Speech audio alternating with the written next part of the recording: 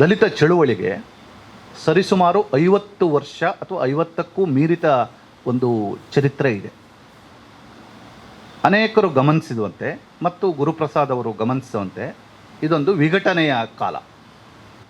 ತಮ್ಮ, ಇವತ್ತು ಅಣ್ಣ ತಮ್ಮನೇ ಜೊತೆಗಿರೋದಿಲ್ಲ, 10 ಅಡಿ ಭೂಮಿಗೆ ಬೇರೆ ಕಡೆ ಇರ್ತಾರೆ. ಇನ್ನು ಚಳುವಳಿಗಳೆಲ್ಲ ನೀವು ಎಲ್ಲ ಕಡೆ ಒಳಗಿರಬೇಕು ಹೇಳ್ತಕ್ಕಂಥದ್ದನ್ನು ಯಾಕೆ ಎಕ್ಸ್ಪೆಕ್ಟ್ ಮಾಡ್ತೀರಿ ಹೇಳಿ? ಅದು ಸತ್ಯ. ಈ ಇವತ್ತಿನ ಕರ್ನಾಟಕ ಸರ್ಕಾರ ಎತ್ಕೊಂಡಿರೋದು ಸುಪ್ರೀಂ ಕೋರ್ಟ್ ತೀರ್ಮಾನ ಮತ್ತು ಇದು ಒಂದು ಕೂಡ್ಕೊಂಡು ಹೋಗೋದಕ್ಕೆ ದಲಿತ ಚಳುವಳಿಯ ಕೂಡ್ಕೊಂಡು ಹೋಗೋದ್ರ ಮುನ್ನುಡಿ ಅಂತ ನಾನು ಭಾವಿಸ್ತೀನಿ. ಇದನ್ನೊಂದನ್ನು ಇವತ್ತು ಉತ್ತರ ಕರ್ನಾಟಕದ ಲೇಖಕರು ಅಥವಾ ಅಂಚಿನಲ್ಲಿರ್ತಕ್ಕಂತಹ ಲೇಖಕರನ್ನು ನಾವು ಹೀಗೆ ಚರ್ಚೆಗೆ ಒಳಪಡಿಸ್ತಕ್ಕಂಥದ್ದು, ಸಾಹಿತ್ಯದ ಚರಿತ್ರೆಯ ಒಳಗೆ ತಂದು ಇವರು ಕೂಡ ಲೇಖಕರು, ಇವರು ಕೂಡ ಪ್ರಮುಖ ಲೇಖಕರು ಅಂತ ಹೇಳ್ತಕ್ಕಂಥದ್ದು ಬಹಳ ಪ್ರಮುಖವಾಗಿರ್ತಕ್ಕಂತಹ ವಿದ್ಯಮಾನ ಅಂತಲೇ ನನಗೆ ಅನಿಸಿದೆ. ಅಯ್ಯೋ, ನಾನು ಈ ನೆಲದಲ್ಲಿ ನಾನು ಎಂಥ ಒಂದು ವಿಷಯ ಇಟ್ಕೊಂಡು ಮಾತಾಡಕ್ಕೆ ಬಂದಿದ್ದೀನಿ ಅಂತ ನಾನೇ ನನ್ನನ್ನು ಮನನ ಮಾಡ್ಕೊಳಕ್ಕೆ ಶುರುವಾದೆ. ಗುರುಪ್ರಸಾದ್ ಅವರ ಅಟ್ರಾಸಿಟಿ ಕಾದಂಬರಿ ವಿಷಾದದತ್ತಲೂ ಕೂಡ ತಗೊಂಡು ಹೋಗ್ತದೆ. ಅದು ಕೇವಲ ವ್ಯಂಗ್ಯ ಅಥವಾ ತಣ್ಣಗಿನ ಧ್ವನಿಯಲ್ಲಿ ಅದು ಏನೋ ಆಗ್ತಾ ಇದೆ ನಾನು ದಾಖಲಿಸ್ತೀನಿ ಅಷ್ಟು ಮಾತ್ರ ಅಲ್ಲ. ಎಲ್ಲರಿಗೂ ನಮಸ್ಕಾರ. ಮೊಟ್ಟ ಮೊದಲಿಗೆ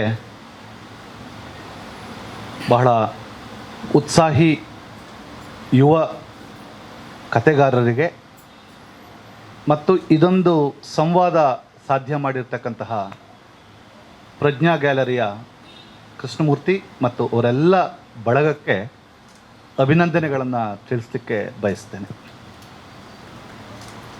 ಸ್ನೇಹಿತರೆ, ಈಗೊಂದು 8-10 ದಿನದ ಕೆಳಗೆ ಕೃಷ್ಣಮೂರ್ತಿಯವರು ಫೋನ್ ಮಾಡಿ ಅಟ್ರಾಸಿಟಿ ಅಂತ ಒಂದು ಕಾದಂಬರಿ ಇದೆ, ನೀವು ಮಾತಾಡಬೇಕು ಅಂತ ಹೇಳಿದರು.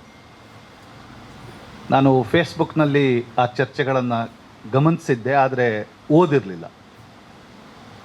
ಇದೊಂದು ಅವಕಾಶ ನನಗೆ ಒದಗಿ ಬಂತು. ಅದರ ಜೊತೆಗೆ ಅನಿಲ್ ಅವರ ಕತೆಗಳನ್ನು ಓದ್ತಕ್ಕಂತಹ ಒಂದು ಅವಕಾಶ ಬಂತು. ನಾನು ಇವರ ಕತೆಗಳ ಬಗ್ಗೆ ಮಾತನಾಡೋದಕ್ಕಿಂತ ಮೊದಲು ಒಂದೆರಡು ಕಾಮೆಂಟ್ಗಳನ್ನು ಮಾಡಲಿಕ್ಕೆ ಬಯಸ್ತೇನೆ. ಕನ್ನಡ ಸಾಹಿತ್ಯದ ಓದುಗನಾಗಿ ಒಂದೆರಡು ಕಾಮೆಂಟ್ಗಳ ಮೂಲಕವಾಗಿ ಇವರ ಕಥಾ ಜಗತ್ತನ್ನು ಪ್ರವೇಶ ಮಾಡಲಿಕ್ಕೆ ಪ್ರಯತ್ನ ಪಡ್ತೀನಿ.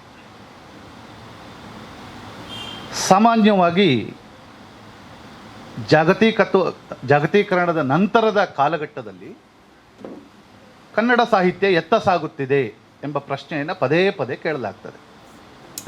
ವಿಮರ್ಶೆ ಬಂದರೆ DR ನಂತರ ಯಾರು, ಈ ಪ್ರಶ್ನೆ ಇದೆ. ಕಥೆಗಳು ಯಾವ ದಿಕ್ಕಿನಲ್ಲಿ ಸಾಗ್ತಾ ಇದ್ದಾವೆ, ಈ ಪ್ರಶ್ನೆ ಇದೆ. ಅನೇಕರು ಹಿರಿಯ ವಿದ್ವಾಂಸರು, ಅನೇಕ ವಿಮರ್ಶಕರು ಪದೇ ಪದೇ ಹೇಳ್ತಾ ಇರ್ತಾರೆ, ನಮಗೆ ನೂರಾರು ವರ್ಷಗಳ ಒಂದು ಪರಂಪರೆ ಇರತಕ್ಕಂತಹ ಸಾಹಿತ್ಯ ಚರಿತ್ರೆಯಲ್ಲಿ ನೆನಪಿಟ್ಕೊಳ್ತಕ್ಕಂತಹ ಕಥೆಗಳಾಗಲಿ ಅಥವಾ ಕಾವ್ಯದ ಸಾಲುಗಳಾಗಲಿ ನಮಗೆ ಕಾಣ್ತಾ ಇಲ್ಲ ಹೇಳ್ತಕ್ಕಂಥದ್ದು. ನನ್ನ ಮೊದಲನೆಯ ಪ್ರಮೇಯವೇ ಅದು ನಿಜವಾಗಲೂ ಸತ್ಯನೇ. ಚಳುವಳಿಗಳಿಲ್ಲದ ಕಾಲಘಟ್ಟ ಇದು ಅಂತ ಹೇಳ್ತಾರೆ. ಚಳುವಳಿಗಳು ಅಂದರೆ ನಾನು ಸಾಮಾಜಿಕ ಚಳುವಳಿಗಳ ಬಗ್ಗೆ ಮಾತಾಡ್ತಾ ಇಲ್ಲ, ಸಾಹಿತ್ಯಿಕ ಚಳುವಳಿಗಳು. ನವ್ಯದಂತಹ ಒಂದು ವಿರಾಟ್ ಕಥನ ಇರ್ತಕ್ಕಂಥ ಕಾಲಘಟ್ಟ ಒಂದಿತ್ತು. ಬಂಡಾಯ ಮತ್ತು ದಲಿತ ಸಾಹಿತ್ಯದ ಒಂದು ಕಾಲಘಟ್ಟ ಇತ್ತು. ಅದರ ನಂತರ ಏನು ಹೇಳ್ತಕ್ಕಂಥ ಪ್ರಶ್ನೆ ಇದೆ. ಸುಮ್ಮನೆ ಒಂದು ಸರಿ ನಾವು ಕನ್ನಡದ ಕಥಾ ಲೋಕವನ್ನು ಪ್ರವೇಶ ಮಾಡಿದರೆ ನಮಗೆ ಆಶ್ಚರ್ಯ ಆಗ್ತದೆ, ಎಷ್ಟು ಭಿನ್ನ ಲೋಕವನ್ನು ನಾವು ಇವತ್ತು ಕಾಣ್ತಾ ಇದ್ದೇವೆ. ಬೇರೆ ಬೇರೆ ಸಾಮಾಜಿಕ ಹಿನ್ನೆಲೆಯ ಕಥೆಗಾರರು ಅಭಿವ್ಯಕ್ತಿ ಮಾಡ್ತಾ ಇದ್ದಾರೆ. ತನ್ಮೂಲಕವಾಗಿ ನಮಗೆ ಇಲ್ಲಿಯವರೆಗೆ ಗೊತ್ತಿಲ್ಲದೆ ಇರತಕ್ಕಂತಹ ಅನೇಕ ಪ್ರಪಂಚಗಳು ಪರಿಚಿತ ಆಗ್ತಾ ಇದ್ದಾವೆ. ಹಾಗಾಗಿ ನನಗನ್ನಿಸ್ತದೆ, ಒಬ್ಬ ಓದುಗನಿಗಾಗಿ ಅನ್ನಿಸ್ತದೆ, ನಾವೇನು ನಿರಾಶಾವಾದಿಗಳು ಆಗಬೇಕಾಗಿಲ್ಲ. ಭಾಳ ದೊಡ್ಡ ಶ್ರೇಷ್ಠ ಲೇಖಕರ ಖಾತೆ ಮುಗಿದೋಯ್ತು, ಕಾಲ ಮುಗಿದೋಯ್ತು, ಈಗಿರೋದು ಏನು ಹೇಳ್ತಕ್ಕಂಥ ಪ್ರಶ್ನೆ ಕೇಳೋದಕ್ಕಿಂತ ಎದುರಿಗಿರ್ತಕ್ಕಂತಹ ಸಮಾಜವನ್ನು ಅರ್ಥ ಮಾಡ್ಕೊಳ್ಳಲಿಕ್ಕೆ ಈಗಿನ ಸಮಕಾಲೀನರಾಗಿರ್ತಕ್ಕಂಥ ಕಥೆಗಾರರು ಏನು ಮಾಡ್ತಾ ಇದ್ದಾರೆ. ಸೂತ್ರ ಸ್ವರೂಪಿ ವಿರಾಟ್ ಕಥನಗಳು ಇದ್ದಾಗ ಕತೆ ಬರೆಯೋದು ಒಂದು ರೀತಿ. ಯಾವುದೇ ಸೂತ್ರ ಇಲ್ಲದೆ ನಾನು ಈ ಥರದ ಒಂದು ಚೌಕಟ್ಟಲ್ಲಿ ಬರಿಬೇಕು ಅಂತ ಹೇಳಿದೆ, ನನಗೆ ಬಂದಂತೆ ನನ್ನ ಎದುರುಗಡೆ ಇರ್ತಕ್ಕಂತಹ ಸಮಾಜದ ಕುರಿತು, ನನ್ನ ಎದುರುಗಡೆ ಇರ್ತಕ್ಕಂತಹ ಸಮುದಾಯದ ಕುರಿತು ಬರೀತಕ್ಕಂಥದ್ದು ನಿಜವಾಗ್ಲೂ ಚಾಲೆಂಜ್ ಅಂತ ನನಗೆ ಅನಿಸ್ತಾ ಇದೆ. ನಾವು ಹೊಸ ಕತೆಗಾರರನ್ನು ಗಮನಿಸಿದರೆ ಬೇರೆ ಬೇರೆ ಸಾಮಾಜಿಕ ವಲಯದಿಂದ ಬಂದಿರತಕ್ಕಂಥವ್ರು ತಮ್ಮ ಎದುರುಗಡೆ ಇರ್ತಕ್ಕಂತಹ ಸಮಾಜವನ್ನು ಕುರಿತು ತಮ್ಮದೇ ರೀತಿಯಲ್ಲಿ ಅನುಸಂಧಾನ ಮಾಡ್ತಾ ಇದ್ದಾರೆ, ವ್ಯಾಖ್ಯಾನ ಮಾಡ್ತಾ ಇದ್ದಾರೆ ಮತ್ತು ತಮಗೆ ದಕ್ಕಿದ ಪ್ರಪಂಚವನ್ನು ಭಾಳ ಸಮರ್ಥವಾಗಿ ನಿರೂಪಣೆ ಮಾಡ್ತಾ ಇದ್ದಾರೆ ಅಂತ ನನಗೆ ಅನ್ನಿಸ್ತದೆ. ಹಾಗಾಗಿ ಇವರಿಬ್ಬರೂ ಲೇಖಕರಲ್ಲಿ ನಾನೇನನ್ನು ಮೊನ್ನೆ ಓದ್ತಾ ಇರಬೇಕಾದ್ರೆ ಕಂಡುಕೊಂಡೆ ಅಂತ ಹೇಳಿದರೆ, ತನ್ನ ಎದುರುಗಡೆ ಇರ್ತಕ್ಕಂತಹ ಸಮಾಜದಲ್ಲಿರ್ತಕ್ಕಂತಹ ಒಡಕುಗಳು, ವೈರುಧ್ಯ, ದ್ವಂದ್ವ, ಆತಂಕಗಳು, ಅಲ್ಲಿ ಇರ್ತಕ್ಕಂತಹ ವಿರೋಧಾಭಾಸ, ತಮಗೆ ದಕ್ಕಿರ್ತಕ್ಕಂತಹ ಒಂದು ದರ್ಶನದಲ್ಲಿ ಅವರು ನಿರೂಪಿಸ್ತಾ ಇದ್ದಾರೆ. ಇದು ಕೂಡ ಬಹಳ ಮುಖ್ಯ ಅಂತ ನನಗೆ ಅನ್ನಿಸ್ತದೆ. ಎರಡನೇದು, ಕನ್ನಡ ಸಮಕಾಲೀನ ಕನ್ನಡ ಪ್ರಪಂಚಕ್ಕೆ, ಕಥಾ ಪ್ರಪಂಚಕ್ಕೆ ಯಾವುದೇ ಒಂದು ಪ್ರಬಲವಾಗಿರ್ತಕ್ಕಂಥ ಕೇಂದ್ರದ ಅವಶ್ಯಕತೆ ಇಲ್ಲ. ನವೋದಯ, ನವ್ಯ ಈ ಥರ ಸಾಹಿತ್ಯ ಚರಿತ್ರೆಯಲ್ಲಿ ನಾವು ಓದ್ತಾ ಇರಬೇಕಾದ್ರೆ ಒಂದು ಕೇಂದ್ರವನ್ನು ಮುಟ್ಕೊಂಡು ಅದ್ರ ಸುತ್ತಮುತ್ತಲೂ ಕಥೆಗಳು, ಕಾದಂಬರಿಗಳು, ಕಾವ್ಯ ರಚನೆ ಆಗ್ತಿತ್ತು. ಆದರೆ ಇವತ್ತು ಕರ್ನಾಟಕದ ಬೇರೆ ಬೇರೆ ವಲಯದಿಂದ ಬಂದಿರತಕ್ಕಂತಹ ಲೇಖಕರು ಅನುಸಂಧಾನ ಮಾಡ್ತಾ ಇರೋದ್ರಿಂದ, ಬರಿತಾ ಇರೋದ್ರಿಂದ ಒಂದು ಕೇಂದ್ರ ಅಂತಾಗಲಿ, ಪ್ರಬಲವಾಗಿರ್ತಕ್ಕಂತಹ ಕೇಂದ್ರ ಅಂತಾಗಲಿ ಇಲ್ಲ. ಚಿಕ್ಕ ಚಿಕ್ಕ ಕೇಂದ್ರಗಳು ಇದ್ದಾವೆ, ಬೇರೆ ಬೇರೆ ಅನುಭವ ಪ್ರಪಂಚ ಇದೆ ಮತ್ತು ಅಂಚಿನಲ್ಲಿರ್ತಕ್ಕಂತಹ ಜನರು ಮಾತನಾಡಲಿಕ್ಕೆ ಶುರು ಮಾಡಿದ್ದಾರೆ. ನಾವು ಯಾವುದನ್ನು ವಸಾಹತೋತ್ತರ ಕಾಲಘಟ್ಟ ಅಂತ ಹೇಳ್ತೇವೆ, ಅಂತಹ ಒಂದು ವಸಾಹತೋತ್ತರ ಕಾಲಘಟ್ಟದ ಲೇಖಕರು ಏನು ಮಾಡ್ತಾರೆ ಅಂತ ಹೇಳಿದರೆ, ತಮ್ಮ ತಮ್ಮ ಸಮುದಾಯದ ತಮಗೆ ದಕ್ಕಿರ್ತಕ್ಕಂತಹ ಅನುಭವವನ್ನು ಬೇರೆ ಬೇರೆ ನೆಲೆಯಿಂದ ದಾಖಲೆ ಮಾಡ್ತಾ ಇದ್ದಾರೆ. ಹಾಗಾಗಿ ಈ ಬಗೆಯ ಲೇಖಕರು ಮಾತನಾಡ್ತಕ್ಕಂಥದ್ದು, ಬರವಣಿಗೆ ಮಾಡ್ತಕ್ಕಂಥದ್ದು, ಅಭಿವ್ಯಕ್ತಿಗೊಳಿಸ್ತಾ ಇರ್ತಕ್ಕಂಥದ್ದು ಬಹಳ ಮುಖ್ಯ. ಇದನ್ನು ನಾವು ಅಂಚಿನಲ್ಲಿರ್ತಕ್ಕಂತಹ ಜನರ ಮಾತು, ಹಾಡು ಅಂತಲೂ ಕೂಡ ತಿಳ್ಕೊಳ್ಬೋದು. ಮೂರನೇದು, ಈಗ ತಾನೇ ಶಿಕ್ಷಕರು ಅಂತ ಹೇಳಿ ಪರಿಚಯ ಮಾಡಿಕೊಟ್ರು, ನಾನು ಮರೆತು ಬಿಟ್ಟಿದ್ದೆ ಆ್ಯಕ್ಚುಲಿ. ಅನಿಲ್ ಗುನ್ನಾಪುರ ಅವರ ಒಂದು ಹಿನ್ನೆಲೆಯನ್ನು ಗಮನಿಸಿದರೆ, ಅವರು ಕೆಲಸ ಮಾಡ್ತಾ ಇರ್ತಕ್ಕಂಥದ್ದು ಸರ್ವೆ ಡಿಪಾರ್ಟ್ಮೆಂಟ್ನಲ್ಲಿ. ನಾವು ಯಾವುದನ್ನು ಸಾಂಸ್ಥಿಕವಾಗಿರ್ತಕ್ಕಂತಹ ಗೌರ್ಮೆಂಟ್ ಡಿಪಾರ್ಟ್ಮೆಂಟು ಅದರಲ್ಲಿ ಕೆಲಸ ಮಾಡ್ತಾ ಇದ್ದಾರೆ. ಆದರೆ ಅವರು ಬರವಣಿಗೆಯ ಕ್ರಿಯೆಯಲ್ಲಿ ಬಹಳ ಉತ್ಸಾಹದಿಂದ ತೊಡ್ಕೊಂಡಿದ್ದಾರೆ. ಒಂದು ಕಾಲಕ್ಕೆ ಕನ್ನಡದ ಕಥಾ ಪ್ರಪಂಚ, ವಿಮರ್ಶಾ ಪ್ರಪಂಚ ಎಲ್ಲಿ ಗಿರಿಕೆ ಹೊಡ್ತಿತ್ತು ಅಂತ ಹೇಳಿದರೆ ಅಕಾಡೆಮಿಕ್ ವಲಯದಲ್ಲಿ. ಆದರೆ ಇವತ್ತಿನ ಒಂದು ಸಂದರ್ಭವನ್ನು, ಸಮಕಾಲೀನ ಸಂದರ್ಭವನ್ನು ಗಮನಿಸಿದರೆ ಅಕಾಡೆಮಿಕ್ ವಲಯದಿಂದ ಹೊರಗಿರ್ತಕ್ಕಂಥವ್ರು ಒಂದು ಅಭಿವ್ಯಕ್ತಿಗೊಳಿಸ್ತಾ ಇದ್ದಾರೆ ತಮ್ಮ ಅನುಭವವನ್ನು. ಎರಡನೇದು ಓದುಗರು. ಬಹುಶಃ ಪ್ರಜ್ಞಾ ಬುಕ್ ಹೌಸ್ನವರು ಇದಕ್ಕೆ ಒಪ್ಪೋದು ಅನಿಸ್ತದೆ. ನೀವು ಕನ್ನಡ ಪುಸ್ತಕಗಳ ಒಂದು ಮಾರಾಟವನ್ನು ಇವತ್ತು ಗಮನಿಸಿದರೆ ಅಕಾಡೆಮಿಕ್ ವಲಯ ಇರತಕ್ಕಂಥ ಕನ್ನಡ ಇಂಗ್ಲೀಷ್ ಮೇಷ್ಟ್ರುಗಳು ಕೊಂಡುಕೊಂಡು ಓದ್ತಕ್ಕಂಥದ್ದಲ್ಲ.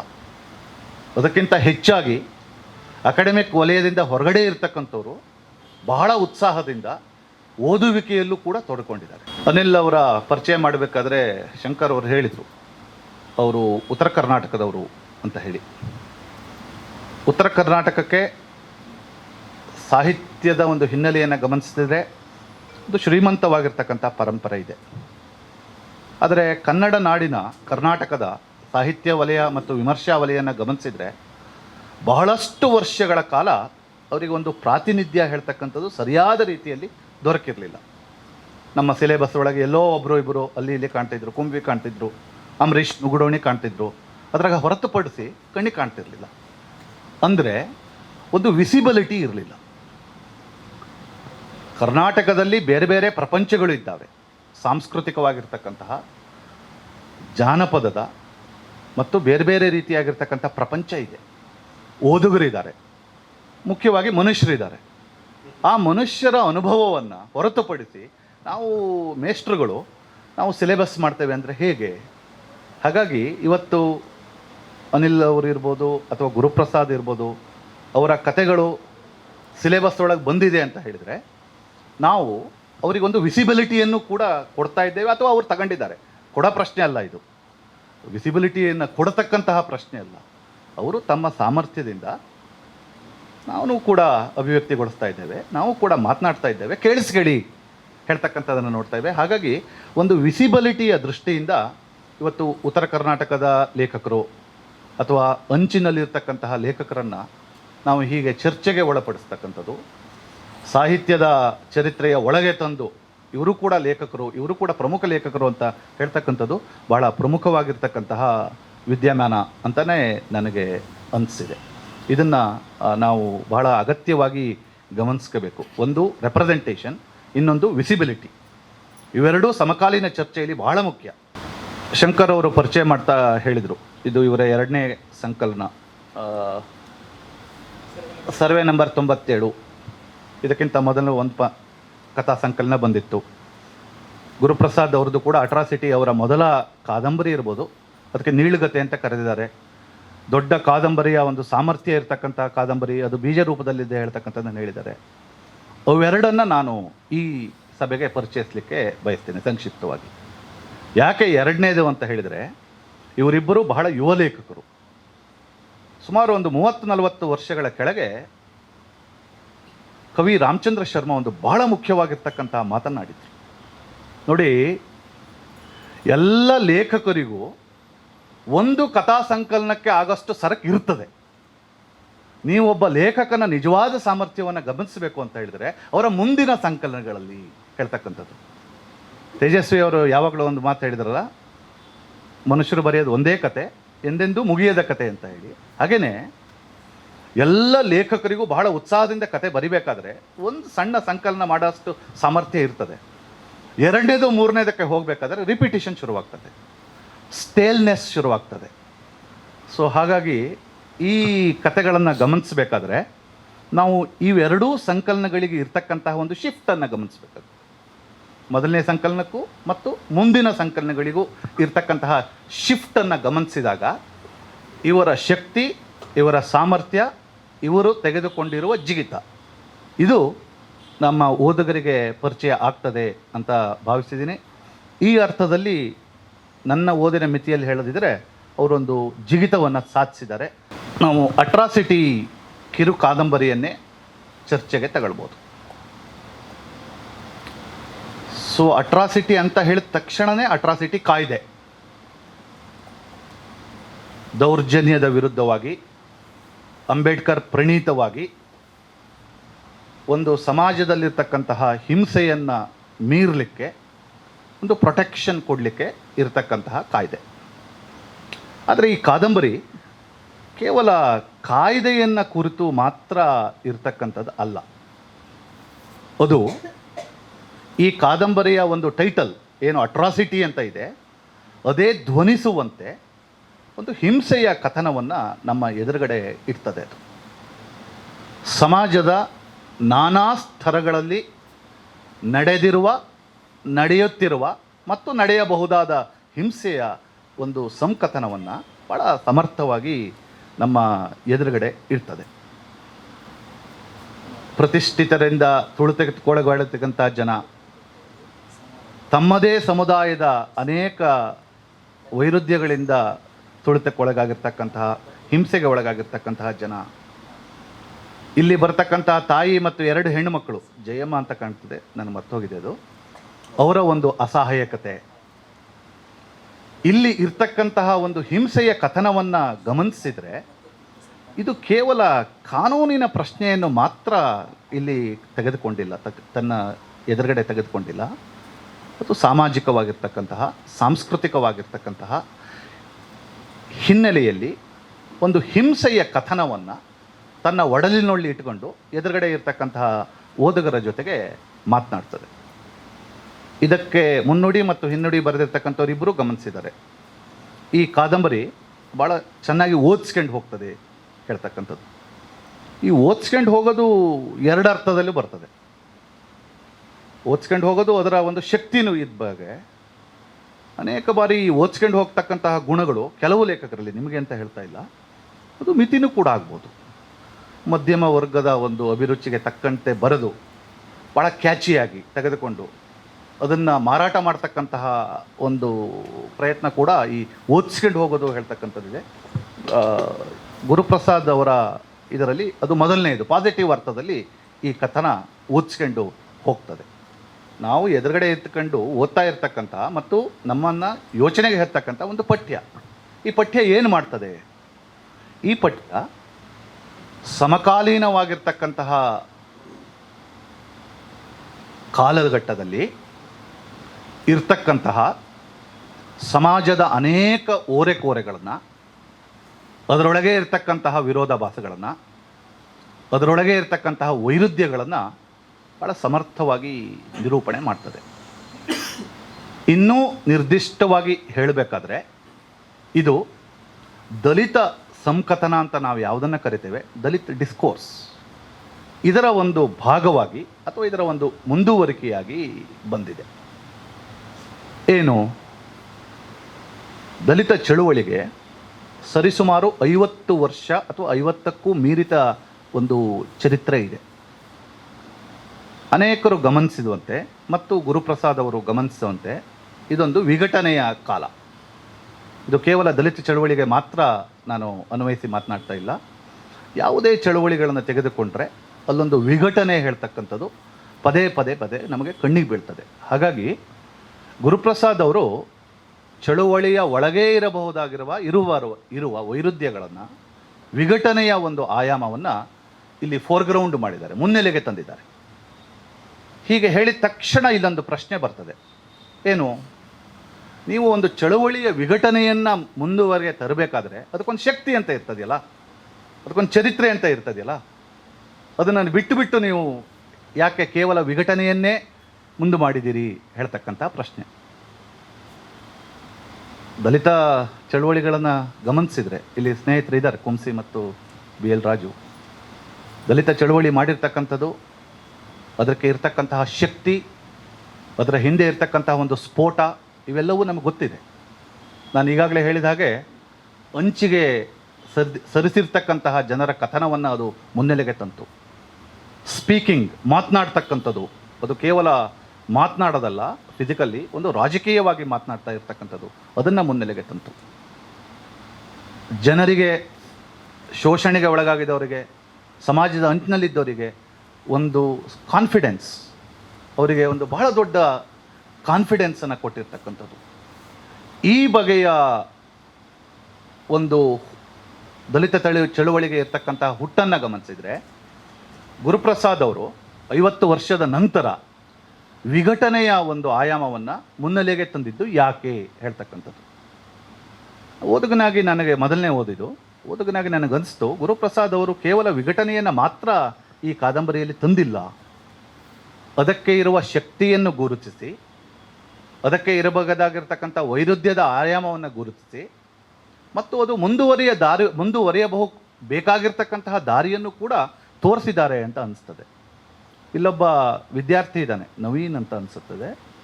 ಅವನು ಅಂಬೇಡ್ಕರ್ ಓದ್ಕೊಂಡಿದ್ದಾನೆ, PG ಮಾಡ್ತಾ ಇದ್ದಾನೆ, ಬೆಂಗಳೂರು ಯೂನಿವರ್ಸಿಟಿಯಲ್ಲಿ ಪೊಲಿಟಿಕಲ್ ಸೈನ್ಸಲ್ಲಿ ಮಾಡಿದ್ದಾನೆ.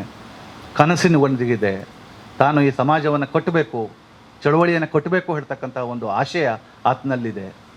ಹಾಗಾಗಿ ನನಗನ್ಸೋದು, ಒಬ್ಬ ಓದುಗನಾಗಿ ನನಗನ್ಸೋದು, ಇಲ್ಲಿ ಕೇವಲ ವಿಘಟನೆ ಮಾತ್ರ ಮುನ್ನೆಲೆಗೆ ಬಂದಿಲ್ಲ, ವಿಘಟನೆಯ ಜೊತೆಗೆ ಈ ಚಳುವಳಿಯ ಒಂದು ಶಕ್ತಿ ಮತ್ತು ಈ ಚಳುವಳಿ ಸಾಗಬೇಕಾಗಿರ್ತಕ್ಕಂತಹ ದಾರಿಯನ್ನು ಲೇಖಕರು ತೋರಿಸಿದ್ದಾರೆ. ಹಾಗಾಗಿ ಏಕಮುಖವಾದ ಒಂದು ಕಥನ ಅಲ್ಲ ಅಂತ ನನಗೆ ಒಂದು ಓದಿಗೆ ಅನ್ನಿಸ್ತು. ಅದು ತಪ್ಪು ಇರ್ಬೋದು. ಕತೆ ಶುರುವಾಗದೆ ಭ್ರಷ್ಟಾಚಾರದ ಮೂಲಕವಾಗಿ. ಅಲ್ಲೊಬ್ಬ ತಹಶೀಲ್ದಾರ್ ಇದ್ದಾರೆ, ಹೊಸದಾಗಿ ಬಂದಿದ್ದಾನೆ. DSS ಮುಖಂಡರು ಹೋಗ್ತಾರೆ, ಶಾಲೆ ಹಾಕ್ತಾರೆ, ಫೋಟೋ ಹೊಡ್ಸ್ಕೊಳ್ತಾರೆ, ಪೇಪರಲ್ಲಿ ಬರ್ಸ್ಕೊಳ್ತಾರೆ. ಅದರ ನಂತರ 10,000 ರೂಪಾಯಿ ಕೇಳ್ತಾರೆ. ಸೊ ಕತೆ ಪ್ರಾರಂಭ ಆಗ್ತಕ್ಕಂಥದ್ದು ಈ ಬಗೆಯ ಒಂದು ವಿಘಟನೆಯ ಅಥವಾ ನೈತಿಕವಾಗಿರ್ತಕ್ಕಂತಹ ಅಧಪ್ಪತನದ ವಿವರಗದ್ದೆಗೆ. ಹಾಗಂದ ತಕ್ಷಣವೇ ಬಹಳ ಸೂಕ್ಷ್ಮವಾಗಿ ನಾವು ಗಮನಿಸಬೇಕಾಗ್ತದೆ. ಅದು ಮುಂದುವರಿತಾ ಎಲ್ಲಿಗೆ ಹೋಗ್ತಾ ಇದೆ? ವಿಘಟನೆಯ ಆಯಾಮದ ಜೊತೆಗೆ ಒಂದು ಕನಸಿನ ಆಯಾಮವನ್ನು ಸೂಚ್ಯವಾಗಿ ಕೊಟ್ಟಿದೆ. ಬಹುಶಃ ವಿಘಟನೆಯ ಆಯಾಮ ಪ್ರಬಲವಾಗಿ ಬಂದಿರೋದ್ರಿಂದ ಇದರ ಬಗ್ಗೆ ಅನೇಕ ತಕರಾರುಗಳು ಈಗಾಗಲೇ ಬಂದಿದೆ. ನಾನು VL ನರಸಿಂಹಮೂರ್ತಿಯವರು ಮಾತನಾಡಿದ್ದನ್ನು ಕೇಳಿಸ್ಕೊಂಡೆ. ಸೊ ಮುನ್ನೆಲೆಗೆ ಯಾಕೆ ಕೇವಲ ಯಾರದೋ ಒಬ್ಬರದ್ದು ಚಳುವಳಿಯ ವಿಘಟನೆಯ ಬಗ್ಗೆ ಮಾತನಾಡ್ತಾರೆ ಹೇಳಿ. ನಾನು ನನ್ನ ಸ್ನೇಹಿತರನ್ನು ಕೇಳಿದೆ, ಏನು ಸರ್ ಜೊತೆಗೆ ಇದ್ದಿರ್ತಕ್ಕಂಥ ಚಳುವಳಿ ಇದ್ದರು ಒಡೆದು ಹೋಗ್ಬಿಟ್ರಲ್ಲ ಹೇಳಿ. ಅವರೊಂದು ಭಾಳ ಮಾರ್ಮಿಕವಾದ ಮಾತಾಡಿದ್ದಾರೆ. ತಮ್ಮ, ಇವತ್ತು ಅಣ್ಣ ತಮ್ಮನೇ ಜೊತೆಗಿರೋದಿಲ್ಲ, 10 ಅಡಿ ಭೂಮಿಗೆ ಬೇರೆ ಕಡೆ ಇರ್ತಾರೆ. ಇನ್ನು ಚಳುವಳಿಗಳೆಲ್ಲ ನೀವು ಎಲ್ಲ ಕಡೆ ಒಳಗಿರಬೇಕು ಹೇಳ್ತಕ್ಕಂಥದ್ದನ್ನು ಯಾಕೆ ಎಕ್ಸ್ಪೆಕ್ಟ್ ಮಾಡ್ತೀರಿ ಹೇಳಿ, ಅದು ಸತ್ಯ. ಸೊ ಹಾಗಾಗಿ ಇಲ್ಲಿ ನಾವು ಈ ಬಗೆಯ ಒಂದು ವೈರುಧ್ಯವನ್ನು ಮಾತ್ರ ಮಾತಾಡೋದ್ರ ಬದಲು ಅದಕ್ಕಿರ್ತಕ್ಕಂತಹ ಒಂದು ಚರಿತ್ರೆ, ಅದಕ್ಕಿರ್ತಕ್ಕಂಥ ಸಾಧ್ಯತೆಯನ್ನು ಕುರಿತು ಕೂಡ ಮಾತನಾಡಬೇಕು. ಈ ಚಳುವಳಿಯ ವಿಘಟನೆಯನ್ನು ಗುರುಪ್ರಸಾದ್ ಅವರು ಮುಖ್ಯವಾಗಿ ಪ್ರಸ್ತಾಪ ಮಾಡಿದ್ದಾರೆ. ಅದರ ಜೊತೆಗೆ ಇರ್ತಕ್ಕಂಥ ಶಕ್ತಿಯನ್ನು ಕೂಡ ಅಲ್ಲಲ್ಲಿ ತೋರಿಸ್ಕೊಟ್ಟಿದ್ದಾರೆ. ಹಾಗಾಗಿ ಒಂದು ಬ್ಯಾಲೆನ್ಸ್, ಸ್ವಲ್ಪ ಅಸಮತೋಲನ ಕಣ್ಣಿಗೆ ಕಂಡ್ರೂ ಕೂಡ ಅದು ಇದೆ ಅಂತ ನನಗೆ ಅನಿಸಿದೆ. ಈ ಕಥೆಯನ್ನು, ಕಾದಂಬರಿಯನ್ನು ಓದ್ತಾ ನನಗೆ ಈ ಕತೆ ಹಿಂದಿರ್ತಕ್ಕಂತಹ ಪೂರ್ವಸೂರಿಗಳ ಒಂದು ಅನುಸಂಧಾನ ಕೂಡ ಮನಸ್ಸಿಗೆ ಬಂತು. ದಲಿತ ಚಳುವಳಿಗಳು ಅಥವಾ ದಲಿತ ಸಾಹಿತ್ಯವನ್ನು ಗಮನಿಸಿದಾಗ 2 ಬಗೆಯಲ್ಲಿ ನಾವು ಕಣ್ಣಿಗೆ ಕಾಣ್ತೇವೆ. ಒಂದು ಭಾಳ ಆಕ್ರೋಶದ, ಭಾಳ ಸಿಟ್ಟಿನ ಪ್ರೊಟೆಸ್ಟ್, ಪ್ರತಿಭಟನೆಯ ಧ್ವನಿ. ಇಕ್ರಲ್ಲ, ಒದಿರ್ಲ, ಈ ನನ್ನ ಮಕ್ಕಳು ಚರ್ಮ ಇಬ್ಬರಲ್ಲ ಹೇಳ್ತಕ್ಕಂಥ ಒಂದು ಬಗೆಯ ಬರವಣಿಗೆ. ಅದೇ ಸಿದ್ಧಲಿಂಗಯ್ಯನವರು ಊರುಕೆರೆಯಲ್ಲಿ ಅಥವಾ ಬೇರೆ ಕಡೆ ಗಮನಿಸಿದಾಗ ಭಾಳ ವೈನೋದಿಕವಾಗಿ, ಹಾಸ್ಯದ ಮೂಲಕ, ವ್ಯಂಗ್ಯದ ಮೂಲಕವಾಗಿ ಕಥೆಯನ್ನು ಕಟ್ತಾರೆ. DR ಅವರು ಅದಕ್ಕೆ ಬಡವರ ನಗುವಿನ ಶಕ್ತಿಯನ್ನು ಈ ಊರುಕೇರಿ ತೋರಿಸ್ತದೆ ಹೇಳ್ತಕ್ಕಂಥ ಒಂದು ಮುನ್ನುಡಿಯನ್ನು, ಭಾಳ ಮಹತ್ವದ ಮಾತನ್ನು ಹೇಳಿದರು. ಈ 2 ಬಗೆಯ ಬರವಣಿಗೆಯ ದಾಟಿಯನ್ನು ಗಮನಿಸಿದರೆ ಗುರುಪ್ರಸಾದ್ ಅವರ ದಾಟಿಯನ್ನು ನಾನು ನೋಡ್ತಾ ಬಂದೆ. ಇದರ ಬೆನ್ನುಡಿಯಲ್ಲಿ ಭಾಳ ನಿರ್ಲಿಪ್ತವಾಗಿ ಬರೆದಿರೋದು ಇದರ ಶಕ್ತಿ. ತನ್ನ ಎದುರುಗಡೆ ಇರತಕ್ಕಂಥದ್ದು ಏನಿದೆಯೋ ಅದನ್ನು ಭಾಳ ನಿರ್ಲಿಪ್ತವಾಗಿ, ತಣ್ಣನೆಯ ಧ್ವನಿಯಲ್ಲಿ ಅವರು ನಿರೂಪಿಸ್ತಾ ಇದ್ದಾರೆ ಅಂತ ಭಾವಿಸಿದೆ. ನಾನು ಓದ್ತಾ ಇದ್ದಾಗ ಹಾಗೇನು ಅನ್ನಿಸ್ಲಿಲ್ಲ. ತಣ್ಣಗೆ ಇದೆ, ನಿರ್ಲಿಪ್ತವಾಗಿ ತಮ್ಮ ಕಥೆಯನ್ನು, ಎದುರುಗಡೆ ಇರತಕ್ಕಂಥ ಸಮಾಜದ ಕಥೆಯನ್ನು ಹೇಳ್ತಾ ಇದ್ದಾರೆ, ವ್ಯಾಖ್ಯಾನಿಸ್ತಾ ಇದ್ದಾರೆ. ಅದರ ಜೊತೆಗೆ ಅಲ್ಲಲ್ಲಿ ವ್ಯಂಗ್ಯ ಇದೆ. ಅದು ಆ ವ್ಯಂಗ್ಯ ಮತ್ತು ತಣ್ಣನೆಯ ಧ್ವನಿ ಅಂತಿಮವಾಗಿ ನಮ್ಮನ್ನು ಎಲ್ಲಿಗೆ ತಗೊಂಡು ಹೋಗ್ತದೆ, ಅದು ವಿಷಾದದ ಕಡೆಗೆ ತೆಗೆದುಕೊಂಡು ಹೋದರೆ ಅದೊಂದು ಸಕ್ಸಸ್, ಯಶಸ್ಸು. ಅದು ವಿಷಾದ ಇಲ್ಲದೆ ಕೇವಲ ಬರೀ ವ್ಯಂಗ್ಯದಲ್ಲೇ ಮುಗಿದೋಗ್ಬಿಟ್ರೆ ಅದು ಉಪಯೋಗ ಇಲ್ಲ. ಅನೇಕ ಬಾರಿ ನಮ್ಮ ಮಾತುಗಳು, ಬರವಣಿಗೆ ವ್ಯಂಗ್ಯದಲ್ಲಿ ಶುರುವಾಗಿ ವ್ಯಂಗ್ಯದಲ್ಲೇ ಮುಗಿದ್ರೆ ಅದು ಒಬ್ಬ ಓದುಗನಾಗಿ ನನಗೇನು ಅಷ್ಟು ದಕ್ಸೋದಿಲ್ಲ. ಈ ವ್ಯಂಗ್ಯ, ತಣ್ಣಗಿನ ಧ್ವನಿ ಒಂದು ವಿಷಾದದ ಅನುಭವವನ್ನು ಕಟ್ಟಿಕೊಟ್ರೆ ಅದು ನಿಜವಾಗಲೂ ಒಂದು ಕತೆಗೆ ಇರ್ತಕ್ಕಂತಹ ಯಶಸ್ಸು ಹೇಳ್ತಕ್ಕಂಥದ್ದು ನನಗೆ ಅನಿಸುತ್ತೆ. ಗುರುಪ್ರಸಾದ್ ಅವರ ಅಟ್ರಾಸಿಟಿ ಕಾದಂಬರಿ ವಿಷಾದದತ್ತಲೂ ಕೂಡ ತಗೊಂಡು ಹೋಗ್ತದೆ. ಅದು ಕೇವಲ ವ್ಯಂಗ್ಯ ಅಥವಾ ತಣ್ಣಗಿನ ಧ್ವನಿಯಲ್ಲಿ ಅದೇನೋ ಆಗ್ತಾ ಇದೆ ನಾನು ದಾಖಲಿಸ್ತೀನಿ ಅಷ್ಟು ಮಾತ್ರ ಅಲ್ಲ, ಅಲ್ಲೊಂದು ಜಿಗಿತವನ್ನು ಕೂಡ ಅದು ಸಾಧ್ಯ ಮಾಡಿಕೊಂಡಿದೆ ಅಂತ ನಾನು ಭಾವಿಸ್ತಿದ್ದೀನಿ. ಅವರ ಇನ್ನೊಂದು 2 ಕತೆಗಳನ್ನು ಗಮನಿಸಿದರೆ ಅವರ ಗಮನ ಎಲ್ಲಿದೆಯಪ್ಪ ಅಂತ ಹೇಳಿದರೆ, ಎದುರುಗಡೆ ಇರ್ತಕ್ಕಂತಹ ಸಮಾಜದಲ್ಲಿರ್ತಕ್ಕಂತಹ ಜಾತಿ ಹೇಳ್ತಕ್ಕಂಥದ್ದು ನಿರ್ಣಾಯಕವಾಗಿ ಒಂದು ಹಿಂಸೆಯ ಕಥನಕ್ಕೆ ಅನುವು ಮಾಡಿಕೊಟ್ಟಿದೆ. ಈ ಹಿಂಸೆಯ ಕಥನವನ್ನು ತಾವು ಬರಿಬೇಕು, ಅನುಸಂಧಾನ ಮಾಡಬೇಕು, ದಾಖಲಿಸಬೇಕು ಮತ್ತು ವ್ಯಾಖ್ಯಾನಿಸಬೇಕು. ಸರ್ವೇ ಸಾಮಾನ್ಯವಾಗಿ ದಲಿತ ಕಥನಗಳನ್ನು ನಾವು ಓದ್ತಾ ಹೋದಾಗೆ ನಮಗೆ ಒಂದು ದೊಡ್ಡ ಡಿಸ್ಕೋರ್ಸ್ ಎದುರುಗಡೆ ಬರ್ತದೆ. ಗಾಂಧಿ ಮತ್ತು ಅಂಬೇಡ್ಕರ್ ಅವರ ಡಿಸ್ಕೋರ್ಸ್. ಯಾವುದನ್ನು ನಾವು ಹಳ್ಳಿ ಅಂತ ಹೇಳ್ತೇವೋ ಅನೇಕ ಬಾರಿ ನಾವು ಭಾಳ ರೊಮ್ಯಾಂಟಿಕ್ಕಾಗಿ ನೋಡ್ತಾ ಇರ್ತೇವೆ. ಹಳ್ಳಿಯಲ್ಲಿ ಹೇಗಿತ್ತು, ನಮ್ಮ ಅನುಭವ ಕಥನಗಳು, ನಮ್ಮ ನೆನಪುಗಳು, ಮುಖ್ಯವಾಗಿ ನೆನಪುಗಳು, ಇದನ್ನು ನಾವು ಗಮನಿಸಬೇಕು. ಈ ಅಟ್ರಾಸಿಟಿ ಕಾದಂಬರಿ ವರ್ತಮಾನವನ್ನೇ ಮುಖ್ಯವಾಗಿ ಇಟ್ಕೊಂಡಿದೆ ಅಂತ ಸತ್ಯ. ಅಲ್ಲಲ್ಲಿ ಬಾಲ್ಯದ ನೆನಪುಗಳು ಕೂಡ ಬರ್ತವೆ. ಅವರ ಬೇರೆ ಕಥೆಗಳಲ್ಲೂ ಕೂಡ ನಾನು ಗಮನಿಸಿದೆ. ಯಾವ ರೀತಿಯಲ್ಲಿ ಬರ್ತದೆ ಅಂತ ಹೇಳಿದರೆ ಅದು ಭಾಳ ರೊಮ್ಯಾಂಟಿಕ್ಕಾಗಿ ಬರೋದಿಲ್ಲ.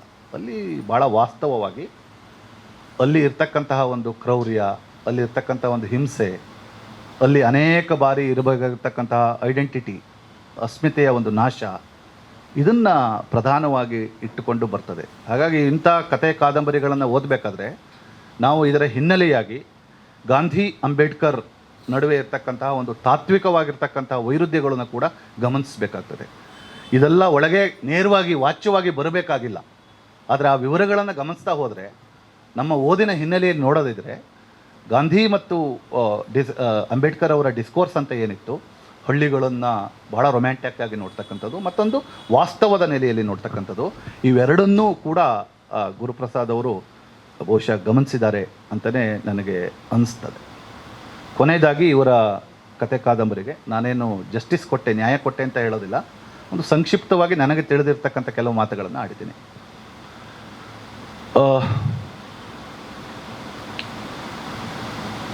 ಕೇವಲ ವರ್ತಮಾನವನ್ನು ಮಾತ್ರ ಮಾತಾಡ್ತಾ ಇರಬೇಕಾದ್ರೆ ಇನ್ನೊಂದು ಸಣ್ಣ ಅಪಾಯ ಕೂಡ ಇರ್ತದೆ. ಅದನ್ನು ಕತೆಗಾರರು ಗಮನಿಸ್ಬೋದೇನೋ.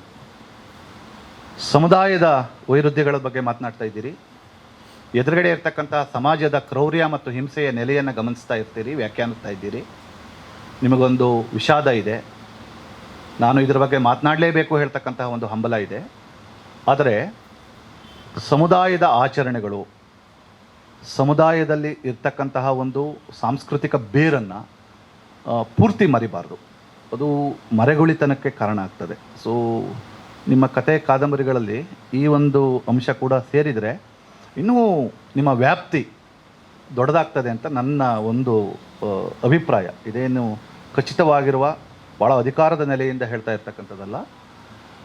ಯಾವುದೇ ಕತೆ ಕಾದಂಬರಿಗೆ ಅದರ ವ್ಯಾಪ್ತಿ ಹರವು ಬಹಳ ದೊಡ್ಡದಾಗಬೇಕಾದ್ರೆ ವರ್ತಮಾನದ ಜೊತೆಗೆ ಅದರ ಸಮುದಾಯದ ಬೇರುಗಳನ್ನು ಒಟ್ಟೊಟ್ಟಿಗೆ ತೆಗೆದುಕೊಂಡು ಹೋದಾಗ ಅದರ ವ್ಯಾಪ್ತಿ ದೊಡ್ಡದಾಗ್ತದೆ ಅಂತದ್ದು ನನ್ನ ವೈಯಕ್ತಿಕ ನಂಬಿಕೆ. ಸರಿ ತಪ್ಪು ನನಗೆ ಗೊತ್ತಿಲ್ಲ, ಅದನ್ನೊಂದು ಮಾತನ್ನು ಸೇರಿಸಲಿಕ್ಕೆ ನಾನು ಬಯಸ್ತೇನೆ. ಎರಡನೇದಾಗಿ ಅನಿಲ್ ಅವರ 2 ಪುಸ್ತಕ ಕೊಟ್ಟಿದ್ದರು ಕೃಷ್ಣಮೂರ್ತಿಯವರು. ನನಗೆ ಏನೇನೋ ಆಗಿ ಒಂದೇ ಪುಸ್ತಕ ಓದಿದೆ. ಅದು ಲ್ಯಾಂಡ್ ಸರ್ವೇಯರ್. ಅವರು ಲ್ಯಾಂಡ್ ಸರ್ವೆ ಡಿಪಾರ್ಟ್ಮೆಂಟಲ್ಲಿದ್ದಾರೆ.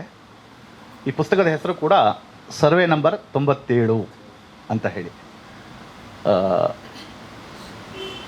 ಕನ್ನಡ ಸಾಹಿತ್ಯದಲ್ಲಿ ಈ ಸರ್ಕಾರಿ ಸಂಸ್ಥೆಗಳ ಬಗ್ಗೆ ಯಾವ ರೀತಿಯಾಗಿ ನಾವು ಆಲೋಚನೆ ಮಾಡ್ತಾ ಇದ್ದೇವೆ, ನನಗೆ ತಕ್ಷಣಕ್ಕೆ ಹೊಳೆಯೋದು ಪೂರ್ಣಚಂದ್ರ ತೇಜಸ್ವಿ ಅವರ ಕತೆ ಕಾದಂಬರಿಗಳಲ್ಲಿ ಬರ್ತಕ್ಕಂತಹ ಈ ಬಗೆಯ ಒಂದು ಇದು ಸರ್ಕಾರಿ ಸಂಸ್ಥೆಗಳು. ಅವರ ಕೃಷ್ಣೇಗೌಡನ ಆನೆಯ ಕಥೆಯನ್ನು ಗಮನಿಸಿ, ಅಬಚೂರಿನ ಪೋಸ್ಟ್ ಆಫೀಸನ್ನೇ ಗಮನಿಸಿ, ಅಥವಾ ಅವರ ಕಥಾ ಜಗತ್ತಿನಲ್ಲಿ ಬರುವ ಯಾವುದೇ ಸರ್ಕಾರಿ ಸಂಸ್ಥೆಯನ್ನು ಗಮನಿಸಿ, ಅದರ ಚಿತ್ರಣವನ್ನು ನೋಡಿ. ಬಹುಶಃ ಏನು ಅಟ್ರಾಸಿಟಿ ಅಂತೇಳಿ ಗುರುಪ್ರಸಾದ್ ಅವರು ಹೇಳಿದ್ದಾರೆ, ಈ ಸರ್ಕಾರಿ ಸಂಸ್ಥೆಗಳು ಜಡಗೊಂಡು ಮನುಷ್ಯತ್ವವನ್ನೇ ಕಳೆದುಕೊಂಡು ಅವು ನಮ್ಮನ್ನು ಪೂರ್ತಿ ಪೀಡಿಸಲಿಕ್ಕೆ ಹತ್ತಿದ್ದಾವೆ. ಸೊ ಅಂತಹ ಒಂದು ಸಂಸ್ಥೆಯ ವಿವರವನ್ನು ನಾವು ಈ ಸರ್ವೆ ನಂಬರ್ 97ರಲ್ಲಿ ಕಾಣ್ತೇವೆ. ಇದು ಯಾವ ಬಗೆಯಾಗಿರ್ತಕ್ಕಂತಹ ಕಥನ? ಅನಿಲ್ ಅವರ 4-5 ಕಥೆಗಳನ್ನು ಓದಿದೆ ನಾನು, ಪೂರ್ತಿ ಓದಲಿಕ್ಕಾಗಲಿಲ್ಲ, ಕ್ಷಮಿಸಿ ಸರ್. ನನಗೆ ಕಾಣ್ತಾ ಇರತಕ್ಕಂಥದ್ದು ಒಂದು ಜೀವನದ ಶ್ರದ್ಧೆ ಮತ್ತು ಅವರ ಹೆಚ್ಚು ಕಡಿಮೆ ಎಲ್ಲ ಕಥೆಗಳು ಒಂದು ಮಾನವೀಯ ನೆಲೆಯಲ್ಲಿ ಮುಕ್ತಾಯ ಆಗ್ತವೆ. ಭಾಳ ಮಾನವೀಯವಾಗಿರ್ತಕ್ಕಂತಹ ಒಂದು ಹಿನ್ನೆಲೆಯನ್ನು ಇಟ್ಟುಕೊಂಡು ತಮ್ಮ ಎದುರುಗಡೆ ಇರತಕ್ಕಂತಹ ಸಮಾಜವನ್ನು, ಸಮುದಾಯಗಳನ್ನು ಅವರು ವ್ಯಾಖ್ಯಾನಿಸ್ತಾ ಇದ್ದಾರೆ ಅಂತ ನನಗನ್ನಿಸ್ತದೆ. ಈ ಸರ್ವೆ ನಂಬರ್ 97ರಲ್ಲಿ ಭಾಳ ವಿಶಿಷ್ಟವಾಗಿರ್ತಕ್ಕಂತಹ ಕಥೆ ಅದು. ಒಬ್ಬರು ಹೆಣ್ಣುಮಗಳು ಸರ್ವೆ ಡಿಪಾರ್ಟ್ಮೆಂಟಲ್ಲಿ ಕೆಲಸ ಮಾಡ್ತಾ ಇದ್ದಾಳೆ, ಪ್ರಾಮಾಣಿಕಳು. ಈ ಡಿಪಾರ್ಟ್ಮೆಂಟಲ್ಲಿ ಏನಾದರೂ ಮಾಡಬೇಕು ಹೇಳ್ತಕ್ಕಂತಹ ಒಂದು ಆಶಾವಾದ ಇದೆ. ಅದರ ಸುತ್ತಮುತ್ತಲೂ ಇರ್ತಕ್ಕಂತಹ ಒಂದು ಭ್ರಷ್ಟಾಚಾರವನ್ನು ಕೂಡ ಇವರು ಭಾಳ ಸೂಕ್ಷ್ಮವಾಗಿ ಒಳಗೆ ತಂದ್ಕೊಂಡಿದ್ದಾರೆ. ಅದು ಅನುಭವ ಇರ್ತದೆ, ಅದೇನು ಹೇಳೋದು ಬೇಡ. ನೀವು ಅಬಚೂರಿನ ಪೋಸ್ಟ್ ಆಫೀಸನ್ನೇ ಗಮನಿಸಿ, ಅಥವಾ ಇದು ತಬರನ ಕಥೆಯದೇ ಗಮನಿಸಿ. ಮೊದಲನೇ ಸೆಂಟೆನ್ಸೇ ತಬರ ಸೆಟ್ಟಿಗೆ ಹುಚ್ಚು ಹಿಡಿಯಿತು. ಹುಚ್ಚು ಹಿಡಿಯುವ ಒಂದು ಪ್ರಕ್ರಿಯೆ ಈ ಸರ್ಕಾರಿ ಸಂಸ್ಥೆಗಳಲ್ಲಿ ಇದೆ. ಅದು ಆ್ಯಕ್ಚುಲಿ ನಮಗೆ ಬಿಡುಗಡೆಯನ್ನು ಕೊಡಬೇಕು, ಅದು ಹುಚ್ಚಿಡ್ತಕ್ಕಂಥ ಪ್ರಕ್ರಿಯೆ ಇದೆ. ಇದನ್ನು ಎರಡನ್ನು ಗಮನಿಸ್ತಿದ್ದಾರೆ. ಈ ಕತೆ ಏನು ಮಾತಾಡ್ತದೆ ಅಂತ ಹೇಳಿದ್ರೆ, ಆ ಲ್ಯಾಂಪ್ಟನ್ ಅವನು ಭಾಳ ತಲೆ ತಿಂತಾ ಇದ್ದಾನಲ್ಲ, ಏನಕ್ಕೆ ಹೇಳಿ ಆಕೆ ನೋಡ್ತಾ ಹೋಗ್ತಾಳೆ ಉತ್ಸಾಹದಿಂದ. ಅಲ್ಲಿ ಇರ್ತಕ್ಕಂಥ ದಾಖಲೆಯನ್ನು ಪರಿಶೀಲಿಸ್ತಾ ಹೋಗ್ತಾ ಇದ್ದಾರೆ. ಅದು ಬಿಚ್ಕೋತ ಹೋಗುತ್ತೆ, ಕತೆ ಬಿಚ್ಕೋತ ಹೋಗುತ್ತೆ. ಏನನ್ನು ಬಿಚ್ಕೋತ ಹೋಗುತ್ತೆ ಅಂದರೆ, ಆ ಲ್ಯಾಂಡ್ ದಾಖಲೆ ಒಳಗೆ ಒಂದು ಯಾವುದೋ ಒಂದು ಮಿಸ್ಟ್ರಿ ಇದೆ, ರಹಸ್ಯ ಇದೆ. ಆಲ್ ಲ್ಯಾಂಡ್ ಆತನಿಗೆ ಬಂದಿದ್ದು ಬ್ರಿಟಿಷರ ಕಾಲಘಟ್ಟದಲ್ಲಿ, ಬ್ರಿಟಿಷ್ ಅಧಿಕಾರಿಯಿಂದ ಅವನು ಯಾರೋ ಒಬ್ಬನ ಸರ್ವೇಯರಿಗೆ ಮಾಡಿಸಿ ಅಪೂರ್ವವಾಗಿರ್ತಕ್ಕಂಥ ಕೆಲಸವನ್ನು ಮಾಡಿದ್ದಾನೆ. ಅದರೊಳಗೆ ನಿಧಿ ಇದೆ ಹೇಳ್ತಕ್ಕಂಥದ್ದು ಹುಟ್ಕೊಂಡು ಬಿಟ್ಟಿದೆ. ಅದು ಆಕೆಗೆ ಗೋಚರಿಸ್ತಾ ಹೋಗ್ತದೆ. ನನಗೆ ಈ ಕತೆ ಓದ್ತಾ ಇರ್ಬೇಕಾದ್ರೆ ಒಂದೇ ಸರಿಗೆ ಪ್ರೇಮ್ಚಂದ್ರದ್ದು ಒಂದು ಕತೆ ಇದೆ, ಪ್ರೇಮ್ಚಂದ್ರ ಅವ್ರದ್ದು ಭಾಳ ಫೇಮಸ್, ಅದು ಫಿಲ್ಮ್ ಕೂಡ ಆಗಿದೆ. ಚೆಸ್ ಪ್ಲೇಯರ್ಸ್ ಅಂತ ಹೇಳಿ 2 ಜನ ಚೆಸ್ ಆಡ್ತಾ ಇರ್ತಾರೆ. ಬ್ರಿಟಿಷ್ ಸೈನ್ಯ ಬಂದು ಆ ಸಾಮ್ರಾಜ್ಯವನ್ನೇ ಒಳಗೆ ತಗೊಳ್ತಾ ಇದೆ. ಇವರು ಮಾತ್ರ ಚೆಸ್ ಹೇಳ್ತಕ್ಕಂಥ ಜೂಜಿನಲ್ಲಿ ಮುಳುಗಿ ಹೋಗ್ಬಿಟ್ಟಿದ್ದಾರೆ. ಅವ್ರಿಗೆ ಗೊತ್ತೇ ಆಗ್ತಾ ಇಲ್ಲ, ಎದುರುಗಡೆ ಇರ್ತಕ್ಕಂಥದ್ದು ಗೊತ್ತೇ ಆಗ್ತಾ ಇಲ್ಲ. ಇಲ್ಲಿ ಬ್ರಿಟಿಷ್ ಅಧಿಕಾರಿ ಒಬ್ಬ ಲ್ಯಾಂಡ್ ಸರ್ವೆ ಮಾಡ್ತಿ, ಆ ಸರ್ವೇಯರ್ ತನ್ನ ಮಗನಿಗೆ ಲ್ಯಾಂಪ್ಟನ್ ಅಂತ ಹೇಳಿಟ್ಟು ಸತ್ತೋಗ್ಬಿಟ್ಟಿರ್ತಾನೆ. ಆ ಹಿನ್ನೆಲೆಯನ್ನೆಲ್ಲ ಇದು ಬಿಚ್ಕೋತಾ ಹೋಗ್ತದೆ. ಹೇಗೆ ಕೊನೆಗೊಳ್ತದೆ ಅಂತ ಹೇಳಿದರೆ ಸ್ವಲ್ಪ ಟ್ರಾಜಿಡಿ. ಆ ಲ್ಯಾಂಪ್ಟನ್ ಹೇಳ್ತಕ್ಕಂತಹ ಮಹಾಶಯನ ಲ್ಯಾಂಡ್ ಡೀಟೇಲ್ಸನ್ನು ನೋಡ್ತಾ ಹೋದಾಗ ಅಲ್ಲೊಂದು ನಿಧಿ ಇದೆ ಅಂತ ಈಕೆಗೆ ಗೊತ್ತಾಗುತ್ತೆ. ಒಂದು ಸರಿ ಲೋಭ ಆಗುತ್ತೆ, ತಾನೇ ತಗೊಬಿಡ್ಬೇಕು ಅಂತ ಹೇಳಿ. ಕಡೆಗೆ ಒಂದು ಸರಿ ಸಾಕ್ಷಿ ಪ್ರಜ್ಞೆ, ಆತ್ಮಪ್ರಜ್ಞೆ ಅವಳಿಗೆ ಕೇಳುತ್ತೆ, ಅದು ಬೇಡ ಇದು ಗೌರ್ಮೆಂಟಿಗೆ ಸೇರಿದ್ದು, ಗೌರ್ಮೆಂಟಿಗೆ ಕೊಡಬೇಕು ಹೇಳಿ. ಅದರ ದುರದೃಷ್ಟವಶಾತ್ ಏನಾಗುತ್ತೆ ಅಂತ ಹೇಳಿದ್ರೆ, ಆ ಲ್ಯಾಂಪ್ಟನ್ ಹೇಳ್ತಕ್ಕಂಥ ಏಕಾಂಗಿಯನ್ನು ಅವನ ಜೊತೆ ಇರ್ತಕ್ಕಂಥ ಕೆಲಸ ಮಾಡ್ತಕ್ಕಂಥ ಕೂಲಿ ಆಳುಗಳೇ ಕೊಲೆ ಮಾಡಿಬಿಟ್ಟಿದ್ದಾರೆ ನಿಧಿ ಆಶೆಗೆ. ಅದು ಎಷ್ಟು ವಿಷಾದದಲ್ಲಿ ಮುಗಿತದೆ ಅಂತ ಹೇಳಿದರೆ, ಆತ ಬರೆದಿರ್ತಕ್ಕಂಥ ಉಯಿಲು ಅದೇ ಕೂಲಿ ಆಳುಗಳಿಗೆ ಬರೆದಿರ್ತಾನೆ. ಒಂದು ಕಡೆ ಒಂದು ಉದಾರವಾಗಿರ್ತಕ್ಕಂತಹ ವ್ಯಕ್ತಿತ್ವ, ಅದಕ್ಕೆ ಆಪೋಸಿಟ್ಟಾಗಿ ನಿಮ್ಮ ಥರ ಭಾಳ ಕ್ಷುದ್ರವಾದ, ನಮ್ಮ ಸ್ವಾರ್ಥದ ನೆಲೆಯನ್ನು ಮಾತ್ರ ಮಾಡ್ತಾ ಇರ್ತಕ್ಕಂತಹ ಒಂದು ವ್ಯಕ್ತಿತ್ವ. ಯಾಕೆ ವಸಾಹತು ಕಾಲಘಟ್ಟದಲ್ಲಿ ಈ ಸರ್ವೆಗಳು ಶುರುವಾದವು? ನೀವು ಸರ್ವೆ ಡಿಪಾರ್ಟ್ಮೆಂಟಲ್ಲಿ ಇದ್ದೀರಿ, ಲ್ಯಾಂಡ್ ಸರ್ವೆ ಹೇಳ್ತಕ್ಕಂಥ ಶುರುವಾಯಿತು. ರೈಲ್ವೆ ಟ್ರ್ಯಾಕ್ಗಳನ್ನು ಹಾಕಬೇಕಾದ್ರೆ ಸರ್ವೆ ಮಾಡ್ತಿದ್ರು. ಹೀಗೆ ಬೇರೆ ಕಾಲಘಟ್ಟದಲ್ಲಿ ಕೃಷಿಗೆ ಎಷ್ಟು ಭೂಮಿ ಬೇಕು ಹೇಳ್ತಕ್ಕಂಥದ್ದು ಸರ್ವೆ ಶುರುವಾಯಿತು. ಅದು ನಮಗೆ ಬಹಳ ಒಳ್ಳೆಯದಾಗಿದೆ, ದಾಖಲೆಯಾಗಿದೆ. ದಾಖಲೆ ಇದ್ದಿದ್ದನ್ನು ದಾಖಲೀಕರಣಗೊಳಿಸ್ತಕ್ಕಂಥದ್ದು ಭಾಳ ಒಳ್ಳೆಯದು. ಅದಕ್ಕೆ ಇನ್ನೊಂದು ಆಯಾಮ ಇದೆ. ಏನು ಅಂದರೆ, ಹೆಚ್ಚು ಕಡಿಮೆ ಟಿಪ್ಪು ಸುಲ್ತಾನನ ನಂತರ ಇಡೀ ಭಾರತ ಬ್ರಿಟಿಷರ ವಶವಾಗಿತ್ತು. ಅದು ಕಲೋನಿಯಲಿಸಮಿನ ಪೀಕ್, ತನ್ನ ವಶಕ್ಕೆ ತೆಗೆದುಕೊಂಡಿತ್ತು. ನಿಮಗೂ ಗೊತ್ತಿದೆ, ಚರಿತ್ರೆ ಹೇಳ್ತದೆ. ಅದಕ್ಕೆ ವಿರುದ್ಧವಾಗಿ, ಕಲೋನಿಯಲಿಸಮ್ಗೆ ವಿರುದ್ಧವಾಗಿ ಒಂದು ಪ್ರತಿಭಟನೆಯ ಧ್ವನಿ ಕೂಡ ಶುರುವಾಗಿತ್ತು. 1857 ನೋಡಿದ್ರೆ ಗೊತ್ತಾಗುತ್ತದೆ. ನೀವು ಈ ಲ್ಯಾಂಡ್ ಸರ್ವೆ, ಈ ಕೈಫಿಯತ್ಗಳು ಇವನ್ನೆಲ್ಲ ಗಮನಿಸಿದಾಗ ಏನಕ್ಕೆ ಮಾಡ್ತಿದ್ರು ಅಂತ ಹೇಳಿದರೆ, ಈ ಒಂದು ಸಂಸ್ಕೃತಿಯೇ ಬಹುಸಂಸ್ಕೃತಿ ಇರತಕ್ಕಂತಹ ಜಗತ್ತು ಪಾಪ ಅವರಿಗೆ ಭಾಳ ಹೊಸ್ತು. ನಾಲೆಡ್ಜ್ ಈಸ್ ಪವರ್, ಜ್ಞಾನವೇ ಅಧಿಕಾರ. ನಿಮ್ಮನ್ನು ಸೋಲಿಸಬೇಕು, ನಿಮ್ಮನ್ನು ಹತೋಟಿ ತಗೋಬೇಕು, ನಿಮ್ಮನ್ನು ಕಂಟ್ರೋಲ್ ಮಾಡಬೇಕು ಅಂತ ಹೇಳಿದ್ರೆ first I should know you. ಈ ಸರ್ವೆಗಳ ಹಿಂದೆ ಇರ್ತಕ್ಕಂತಹ ಒಂದು ಐಡಿಯಾಲಜಿ ಯಾವುದು ಅಂದರೆ, ಒಂದು ದಾಖಲೀಕರಣ, ಮತ್ತೊಂದು knowing the land.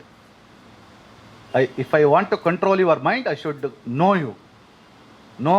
No thyself ಅಂತ ಏನಿದೆ, ಆ ನಾಲೆಡ್ಜ್ ಅಂತ ಏನಿದೆ, ಅದನ್ನು ಮಾಡಲಿಕ್ಕಾಗಿ ಈ ಥರದ ಒಂದು ಗಣಕೀಕರಣ ಅಂದರೆ ಈ ಸರ್ವೇಕರಣ ಇವೆಲ್ಲ ಶುರುವಾಯಿತು. ಸೊ ಹಾಗಾಗಿ ಕಲೋನಿಯಲ್ ಪೀರಿಯಡಲ್ಲಿ ಇರ್ತಕ್ಕಂತಹ ದಾಖಲೀಕರಣಕ್ಕೆ 2 ರೀತಿಯಾಗಿರ್ತಕ್ಕಂತಹ ಆಯಾಮ ಇದೆ. ಇಲ್ಲಿ ಒಂದು ಆಯಾಮ ಬಂದಿದೆ.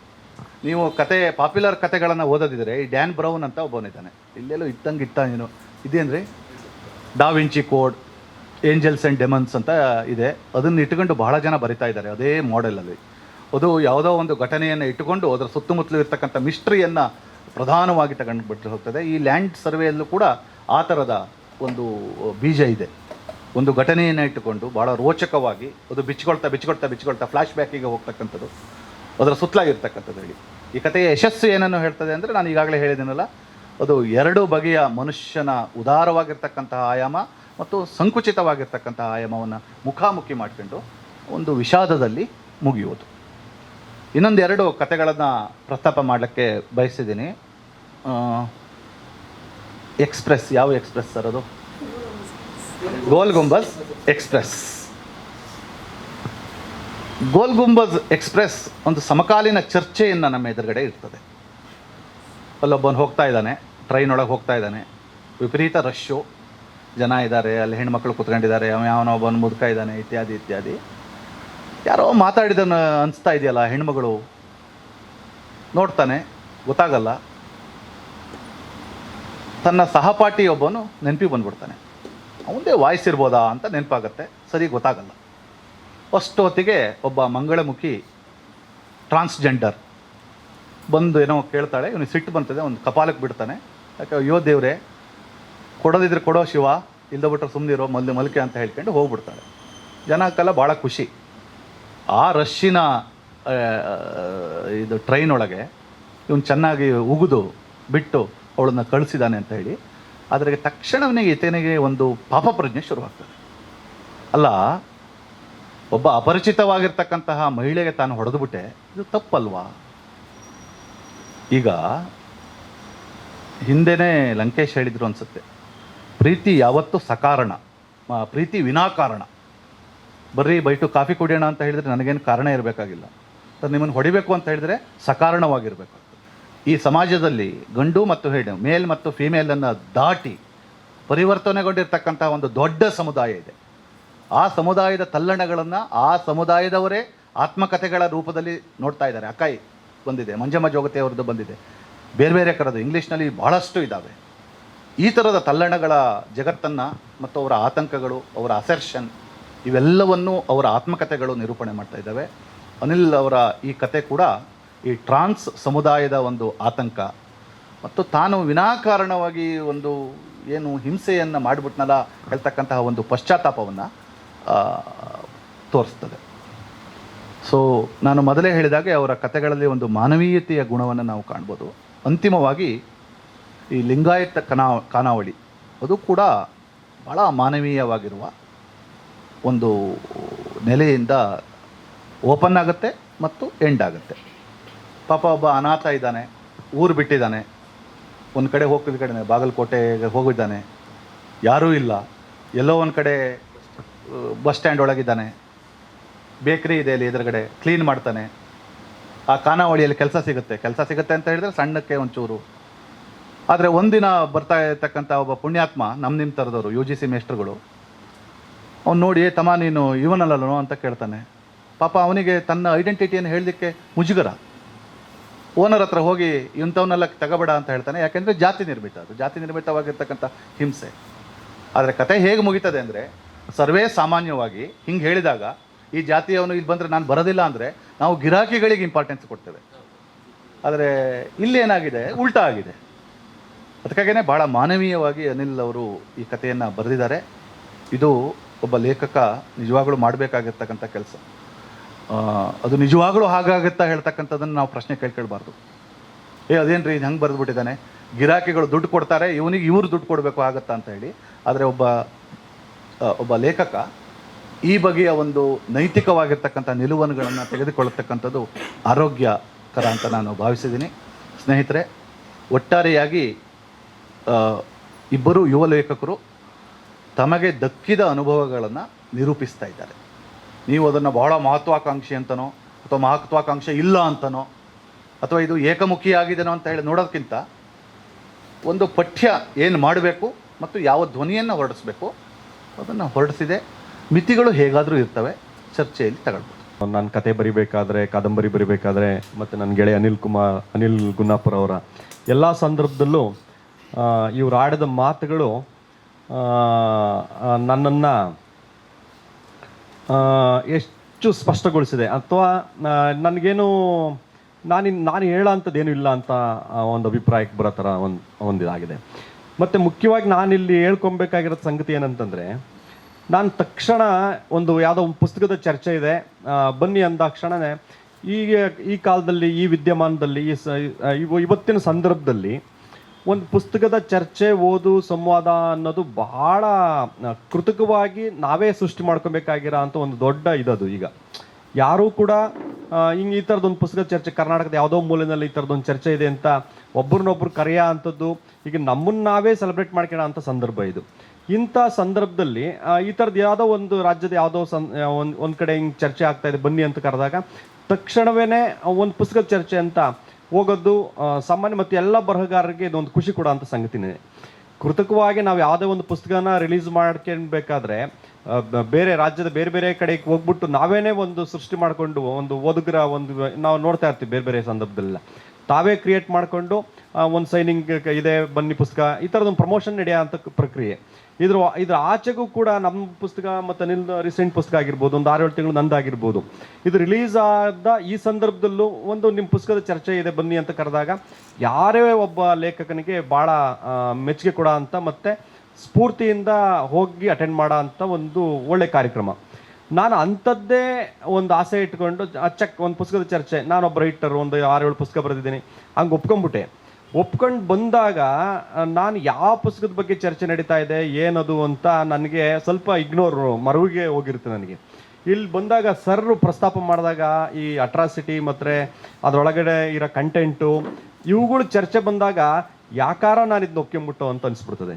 ನಾನೊಂದು ಪುಸ್ತಕದ ಚರ್ಚೆ ಅಂತ ಒಪ್ಕೊಳ್ಳೋದಕ್ಕೂ ನಾನು ಈ ಪುಸ್ತಕದಲ್ಲಿ ನಾನು ಚರ್ಚೆ ಮಾಡಿರೋ ಅಂಥ ಅದರ ಕಂಟೆಂಟ್ ನೋಡಿದಾಗ ನಾನು ಎಸ್ಕೇಪ್ ಆಗಿಬಿಡ್ಬೇಕಾಗಿತ್ತೇನೋ ಅಂತ ಅನಿಸ್ಬಿಡ್ತದೆ. ಅದರಲ್ಲೂ ನಾನು ಇಲ್ಲಿ ಬಂದು ನಿಂತಿರೋ ಈ ಶಿವಮೊಗ್ಗದ ದಲಿತ ಸಂಘರ್ಷ ಸಮಿತಿಯ ಒಂದು ಪ್ರೊಫೆಸರ್ ಬಿ ಕೃಷ್ಣಪ್ಪನವ್ರು ಕಟ್ಟಿದಂಥ ಜಾಗ ಇದು. ಈ ಸ್ಥಳದಲ್ಲಿ ನಾನೊಂದು ಪುಸ್ತಕವಾಗಿ ಒಪ್ಕೊಂಡು ಬಂದೇ ಬಿಟ್ಟರೆ ಇದನ್ನು ಈ ಕಂಟೆಂಟ್ ಅನ್ನೋದು ನನಗೆ ಇಗ್ನೋರ್ ಆಗೋಗ್ಬಿಟ್ಟಿತ್ತು. ಅದನ್ನು ನಾನು ಕಂಟೆಂಟ್ ಆಗಿ ಅದ್ರ ಕುರಿತು ಚರ್ಚೆ ಮಾತ್ರ ಅದರ ಆಸುಪಾಸಿನ ಅದರ ಒಳಗಿನ ಸುಳಿಗಳು ಚರ್ಚೆ ಅಂದಾಗ ನಾನು ನಿಜ ಗಾಬರಿ ಬಿದ್ದೋಗ್ಬಿಡ್ತೀನಿ. ಈಗ ಸರ್ ಪ್ರಸ್ತಾಪ ಮಾಡಿದಾಗ ಅಷ್ಟೇನೇ ನನಗೆ ಅದು ನೆನಪಾಗೋಯ್ತು. ಅಯ್ಯೋ, ನಾನು ಈ ನೆಲದಲ್ಲಿ ನಾನು ಎಂಥ ಒಂದು ವಿಷಯ ಇಟ್ಕೊಂಡು ಮಾತಾಡಕ್ಕೆ ಬಂದಿದ್ದೀನಿ ಅಂತ ನಾನೇ ನನ್ನನ್ನು ಮನನ ಮಾಡ್ಕೊಳಕ್ಕೆ ಶುರುವಾದೆ. ಒಂದು ಮತ್ತು ಸರ್ ಪ್ರಸ್ತಾಪ ಮಾಡಿದಂತೆ ಒಂದು ವಿಷಯ, ಈ ಕಾದಂಬರಿ ವಿಘಟನೆಯ ಬಗ್ಗೆ ಹೇಳ್ತಾ ಇದೆ ಅಂತ. ಮೊನ್ನೆ ನಮ್ಮ ತುಮಕೂರಿನ ಮಣೆಗಾರ ತುಂಬಾಡಿ ರಾಮಯ್ಯನವರ ಮಣೆಗಾರ ಪುಸ್ತಕಕ್ಕೆ 25 ವರ್ಷ ಆಯಿತು. ಮಣೆಗಾರ ಆತ್ಮಕಥನ, ಅದು ಕನ್ನಡ ಸಾಹಿತ್ಯದ ಭಾಳ ಪ್ರಮುಖವಾದ ಒಂದು ಆತ್ಮಕಥನ, ಅದು ಗೊತ್ತಿರುತ್ತೆ ತಮ್ಮ ಎಲ್ರಿಗೂ ಕೂಡ. ಆ ಮಣೆಗಾರಕ್ಕೆ 25 ವರ್ಷ ಆದ ತುಮಕೂರು ವಿಶ್ವವಿದ್ಯಾಲಯದಲ್ಲಿ ಒಂದು ಚರ್ಚೆಯನ್ನು ಏರ್ಪಡಿಸಿದ್ರು. ಅದು ಇಡೀ ದಿನ ನಡೀತು. ಅಲ್ಲಿ ಮಣೆಗಾರ ರಾಮಯ್ಯನವರು ಹೇಳ್ತಿದ್ರು ಅದ್ರ ಬಗ್ಗೆ. 25 ವರ್ಷದ ಹಿಂದೆ ನಾನು ಮಣೆಗಾರ ಬರೆದೆ, ಅದು ದಲಿತ ಚಳವಳಿ ಸಂದರ್ಭದ ಆಗು ಹೋಗು ಮತ್ತು ತುಮಕೂರಿನ ವಿದ್ಯಮಾನಗಳು, ಇಡೀ ದಲಿತ ಚಳವಳಿಯ ಒಂದು ಆಗು ಹೋಗಿನ ಕಥನನೂ ಕೂಡ ಅದರೊಳಗಡೆ ಇದೆ. ಅದು 25 ವರ್ಷದ ಇವತ್ತಿಗೆ ಗುರು ಅಟ್ರಾಸಿಟಿ ಒಳಗೆ ಇದೇ ದಲಿತ ಚಳವಳಿಯ ಸಂಗತಿಗಳನ್ನ ತನ್ನ ವಸ್ತುವಾಗಿ ಇಟ್ಸ್ಕೊಂಡಿದ್ದಾನೆ. ಇವೆರಡು ಒಂದು ಕಾಂಟ್ರಡಿಕ್ಟರಿ ಆಗಲ್ಲಿ ಡಿಸ್ಕಷನ್ ಬಂತು. ಆಗ ರಾಮಯ್ಯ ಅವರು ಹೇಳಿದ ಮಾತು, ಹಿರಿಯ ದಲಿತ ಹೋರಾಟಗಾರರು ಕೂಡ ಅವರು ಒಂದಷ್ಟು ನನಗೆ ಒಂದು ಸಣ್ಣ ಧೈರ್ಯವನ್ನು ಕೊಡ್ತು. ಏನಂತಂದರೆ, ನಾನು 25 ವರ್ಷಗಳ ಹಿಂದೆ ಮಣೆಗಾರ ಬರೆದಾಗ ದಲಿತ ಚಳವಳಿ ಈಗ ಗುರು ಅಟ್ರಾಸಿಟಿ ಇವತ್ತು ಬರೆದಿದ್ದನಲ್ಲ ಹಂಗಿರಲಿಲ್ಲ. ಸೊ ಅವತ್ತು ನಾನು ಸಿದ್ದಯ್ಯನವ್ರ ಮದುವೆ, ಒಂದು ಆದರ್ಶವಾದ ಮದುವೆ ಪ್ರಸಂಗ ಅಲ್ಲಿ ಬರ್ತದೆ, ಮತ್ತು ಇನ್ನೊಂದು ಬರ್ತದೆ, ಇಷ್ಟು ಅವ್ರು ಬೇರೆ ಬೇರೆ ಕಾರಣನ ಕೊಡ್ತಾರಲ್ಲಿ. ಅವತ್ತು ನಾನು ಮಣೆಗಾರದಲ್ಲಿ ದಲಿತ ಚಳವಳಿನ ಅಟೆಂಡ್ ಮಾಡಿರೋದು ಸರಿಯಾಗೇ ಇದೆ. ಮತ್ತು ಗುರು ಇವತ್ತು ಅಟ್ರಾಸಿಟಿ ಒಳಗಡೆ ತನಗೇನು ಕಂಡಿದ್ದಾನೋ ಅದನ್ನ ಪ್ರಾಮಾಣಿಕವಾಗಿ ಹೇಳ್ಕೊಂಡ್ಬಿಟ್ಟಿದ್ದಾನೆ ಅಂತಂದರು. ಪಕ್ಕದಲ್ಲಿ ಕೂತಿದ್ದ ನನಗೆ ಈ ಥರದ್ದೊಂದು ಕ್ಲಾರಿಟಿ ಕೊಟ್ಕೊಬೋದು ಅಂತ ನನಗೆ ಗೊತ್ತಿರಲಿಲ್ಲ ಆ್ಯಕ್ಚುಲಿ. ಸೊ ಅಂತ ಹಿರಿಯ ಹೋರಾಟಗಾರರು ಮತ್ತು ಹಿರಿಯ ಬರಹಗಾರರು ಒಂದು ಸಣ್ಣ ನೈತಿಕವಾಗಿ ನನಗೆ ಜೊತೆ ನಿಂತಂಗೆ ಆಯ್ತು ಅದೊಂದು ಆ ಸಂದರ್ಭದಲ್ಲಿ. ಸೊ ಈ ಎಲ್ಲವೂ ಈ ಅಟ್ರಾಸಿಟಿ ಈ ಕಾದಂಬರಿ ಸಂದರ್ಭದಲ್ಲಿ ಇವೆಲ್ಲವೂ ಕೂಡ ನನಗೆ ಹಿಂದಿಂದೆ ನೆನಪಾಗ ಅಂಥದ್ದು. ಸೊ ನಾನು ಇಲ್ಲಿ ಮುಖ್ಯವಾಗಿ ಮತ್ತೊಂದು ಚರ್ಚೆ ಮಾಡ್ಕೊಬೇಕಂದ್ರೆ, ನಾನು ಯಾವುದೇ ಪುಸ್ತಕನ ನಾನು ಪ್ರಕಟ ಮಾಡಿಕೊಂಡಾಗ ಅಥವಾ ಆ ಪ್ರಕಟಣೆ ಪೂರ್ವದಲ್ಲಿ ನನ್ನ ಅಣ್ಣನ ಸಮಾನರಾಗಿರೋ ಅಂಥ ಬೀಳರಾಜ ಸರ್ ಅವರಿಗೆ ನಾನು ಎಲ್ಲ ಬರಹಗಳನ್ನ ಇದುವರೆಗಾಗೂ ನಾನು ಯಾವುದೋ ಒಂದು ಲೇಖನ ಬರೆದಾಗಲಾಗ್ಬೋದು, ಬೇರೆ ಬೇರೆ ಎಂಥ ಸಂದರ್ಭದಲ್ಲೂ ಕೂಡ ಇದನ್ನೂ ಕೂಡ ಅಟ್ರಾಸಿಟಿನೂ ಕೂಡ ಕಳಿಸಿದ್ದೆ ನಾನು. ಅಣ್ಣ ಹಿಂಗಿದೆ, ನಮ್ಮದೊಂದು ಈ ಥರದೊಂದು ಅಟೆಂಪ್ಟ್ ಇದೆ. ಮತ್ತು ಇನ್ನೂ ಗೆಳೆಯ ನಮ್ಮ ಸರ್ ಹೇಳ್ದಂಗೆ ವಿ ಎಲ್ ನರಸಿಂಹಮೂರ್ತಿ ಈ ಥರ ಒಂದು 4-5 ಜನ, ಲಕ್ಷ್ಮಣ್ ಈ ಥರದವ್ರಿಗೆ ಒಂದು 4-5 ಜನಕ್ಕೆ ಕಳಿಸ್ಬಿಟ್ಟೆ. ನೋಡಿ, ನಾನು ಈ ಪುಸ್ತಕ ಪ್ರಕಟಣೆ ಹಂತಕ್ಕೆ ಬಂದುಬಿಟ್ಟಿದ್ದೀನಿ. ಪ್ರಕಟಣೆ ಪೂರ್ವದಲ್ಲಿ ಓದಿ ನನಗೇನಾದರೂ ಹೇಳಿದರೆ ಓಕೆ, ಇಲ್ಲ ಅಂತಂದರೆ ಪ್ರಕಟಣೆ ಆದ ನಂತರ ನಿಮ್ಗೆ ಹೇಳೋದಕ್ಕೆ ಯಾವ ರೈಟ್ಸ್ ಇರೋದಿಲ್ಲ ಅಂತ ಒಂದು ಸವಾಲನ್ನೇ ಹಾಕ್ಬಿಟ್ಟಿದೆ ಅವರಿಗೆ. ಸೊ ಅವರು ಆ ತುರ್ತಲ್ಲಿ ಓದಿರೋ ಮತ್ತೊಂದು ಏನೋ ಆಯಿತು, ಒಂದು ಒಳ್ಳೆ ಫೀಡ್ಬ್ಯಾಕ್. ನಾನು ಪ್ರಕಟಣೆ ಪೂರ್ವದಲ್ಲಿ ಒಂದಷ್ಟು ಜನದ ಫೀಡ್ಬ್ಯಾಕ್, ನಮ್ಮ ಮೈಸೂರಿನ ಎಚ್ ಗೋವಿಂದಯ್ಯನವ್ರ ಜೊತೆಗೆ ಒಂದಿನ ಫೀಡ್ಬ್ಯಾಕ್ ಇತ್ತು. ಸೊ ಈ ಥರದ ಒಂದು ಸಣ್ಣ ಪುಟ್ಟ ನಾನೇ ಒಂದು ಸಣ್ಣ ಸರ್ಕಲಲ್ಲಿ ಚರ್ಚೆ ಮಾಡಿ ಈ ಪುಸ್ತಕನ ತಂದದ್ದು. ಸೊ ಇವತ್ತಿಗೂ ನಾನು ದಲಿತ ಚಳವಳಿ ನನಗೆ ತಾಯಿ ಸಮಾನನೇ, ತಾಯಿನೇ, ಅದು ಬೇರೆ ಏನೂ ಅಲ್ವೇ ಅಲ್ಲ. ಸೊ ನಾನು ಇದರೊಳಗಡೆ ಚರ್ಚೆ ಮಾಡಿರೋ ಸಂಗತಿಗಳ ಬಗ್ಗೆ ನನಗೆ ತಕರಾರಿದೆ, ಮುಖ್ಯವಾಗಿ ನನಗೇ ತಕರಾರುಗಳಿದೆ. ಸೊ ನಾನು ಅದನ್ನು ಡಿಫೈನೂ ಮಾಡೋಕ್ಕೋಗಲ್ಲ ಅಥವಾ ನಾನು ಅದನ್ನು ಏನೂ ಮಾಡೋಕ್ಕೋಗೋದಿಲ್ಲ. ಅದಕ್ಕಿಂತ ಹಿಂದೆ 2 ವರ್ಷಗಳ ಹಿಂದೆ ಅಂಗುಲಿಮಾಲ ಅಂತ ಒಂದು ಆತ್ಮಕಥನ ನರೇಷನ್ ಮಾಡಿದೆ ನಾನು. ದಲಿತ ಚಳವಳಿ ಹೋರಾಟಗಾರ ಕುಂದೂರು ತಿಮ್ಮಯ್ಯನವರದ ಒಂದು ಆತ್ಮಕಥನ ನರೇಷನ್ ಮಾಡಿದೆ. ಸೊ ಆ ಮಾಡಲ್ಲು ಒಂದು ಬೇರೆ ಥರದೇ ಮಾಡಲ್, ಅದು ದಲಿತ ಚಳವಳಿ ಸಂದರ್ಭದಲ್ಲಿ ಒಂದು ಬೇರೆ ಥರದ DSS ಕಥನ ಕೂಡ ಅದು. ಸೊ ಅದನ್ನು ಮಾಡೋದಂತ ನಾನೇನೆ ಅದಾದ ಒಂದು 2-3 ವರ್ಷಕ್ಕೇನೆ ಈ ಥರದ್ದೊಂದು ಅಟ್ರಾಸಿಟಿ ಅಂತ ಅದರಲ್ಲಿ ಕಂಟೆಂಟನ್ನು ಓದಿರೋ ಗೊತ್ತಿರುತ್ತೆ, ಇದನ್ನು ನಾನೇ ಮಾಡಬೇಕಾಗಿ ಬಂತು ಅನ್ನೋದೊಂದು ವಿಪರ್ಯಾಸ ನನಗೆ. ಸೊ ಇದ್ರ ಸಂದರ್ಭದಲ್ಲಿ ಒಂದಷ್ಟು ಚಲಾಪಿಲಿಯಾಗಿ ಈ 2 ಸಂಗತಿಗಳನ್ನ ನಾನು ನಿಮ್ಮೊಂದಿಗೆ ಹಂಚ್ಕೊಳ್ಬೋದು. ಇನ್ನು ಮುಂದೆ ಅನಿಲ್ ಮಾತಾಡ್ತಾರೆ. ಅನಿಲ್ಲು ಮುಖ್ಯವಾಗಿ ತಂದೆಯಾಗಿ 10-12 ದಿನ ಆಗಿದೆ, ಪೆಟರ್ನಿಟಿ ಲೀವಲ್ಲಿದ್ದಾರೆ. ಆದರೂ ಇವತ್ತಿನ ಈ ಸಂದರ್ಭದಲ್ಲಿ ನಾನು ಸ್ನೇಹಪೂರ್ವಕ ಕರೆದಾಗ ಮತ್ತು ಪ್ರಜ್ಞಾ ಬುಕ್ ಹೌಸ್ನ ಕರೆದಕ್ಕೆ ರಾತ್ರೆಲ್ಲ ಪ್ರಯಾಣ ಮಾಡಿ ಬೆಳಗ್ಗೆ ಇಳಿದು ನಮ್ಮ ಜೊತೆ ಇದ್ದಾರೆ. ಅನಿಲ್ಲು ನನ್ನ ನೆಚ್ಚಿನ ಕಥೆಗಾರ. ಸೊ ನಾವಿಬ್ಬರು ಈ ಅವಕಾಶ ಮಾಡಿಕೊಟ್ರ ಪ್ರಜ್ಞಾ ಬುಕ್ ಹೌಸ್ಗೆ ಇಬ್ಬರಿಗೂ ಒಟ್ಟಿಗೆ ಒಂದು ಸಂದರ್ಭ ಕೂಡಿರೋದಕ್ಕೆ ಥ್ಯಾಂಕ್ಸ್ ಹೇಳ್ತೀನಿ. ಮುಂದೆ ಮಾತಾಡೋಣ ಇನ್ನಾರು ಇದ್ದಾಗ. ಪ್ರಜ್ಞಾ ಬುಕ್ ಹೌಸ್ ಗ್ಯಾಲರಿ ಅವ್ರಿಗೆ ನನ್ನ ಧನ್ಯವಾದಗಳನ್ನು ತಿಳಿಸ್ತೀನಿ. ಕಂಡಲಗೆರೆ ಸರ್ ಕಾಲ್ ಮಾಡಿ ಅನಿಲ್ ಹೀಗೆ ಕರೆದಿದ್ದಾರೆ, ಪುಸ್ತಕ ಚರ್ಚೆಗೆ ಬರಬೇಕು ಅಂದಾಗ, ಸರ್ ನೋಡೋಣ ನನ್ನ ಮಗಳಿಗೆ ಒಂದು ಮಾತು ಕೇಳಿ ಬರ್ತೀನಿ ಅಂದೆ. ಅದೇ ಮಗು ಹುಟ್ಟಿ 3-4 ದಿನ ಆಗಿತ್ತು.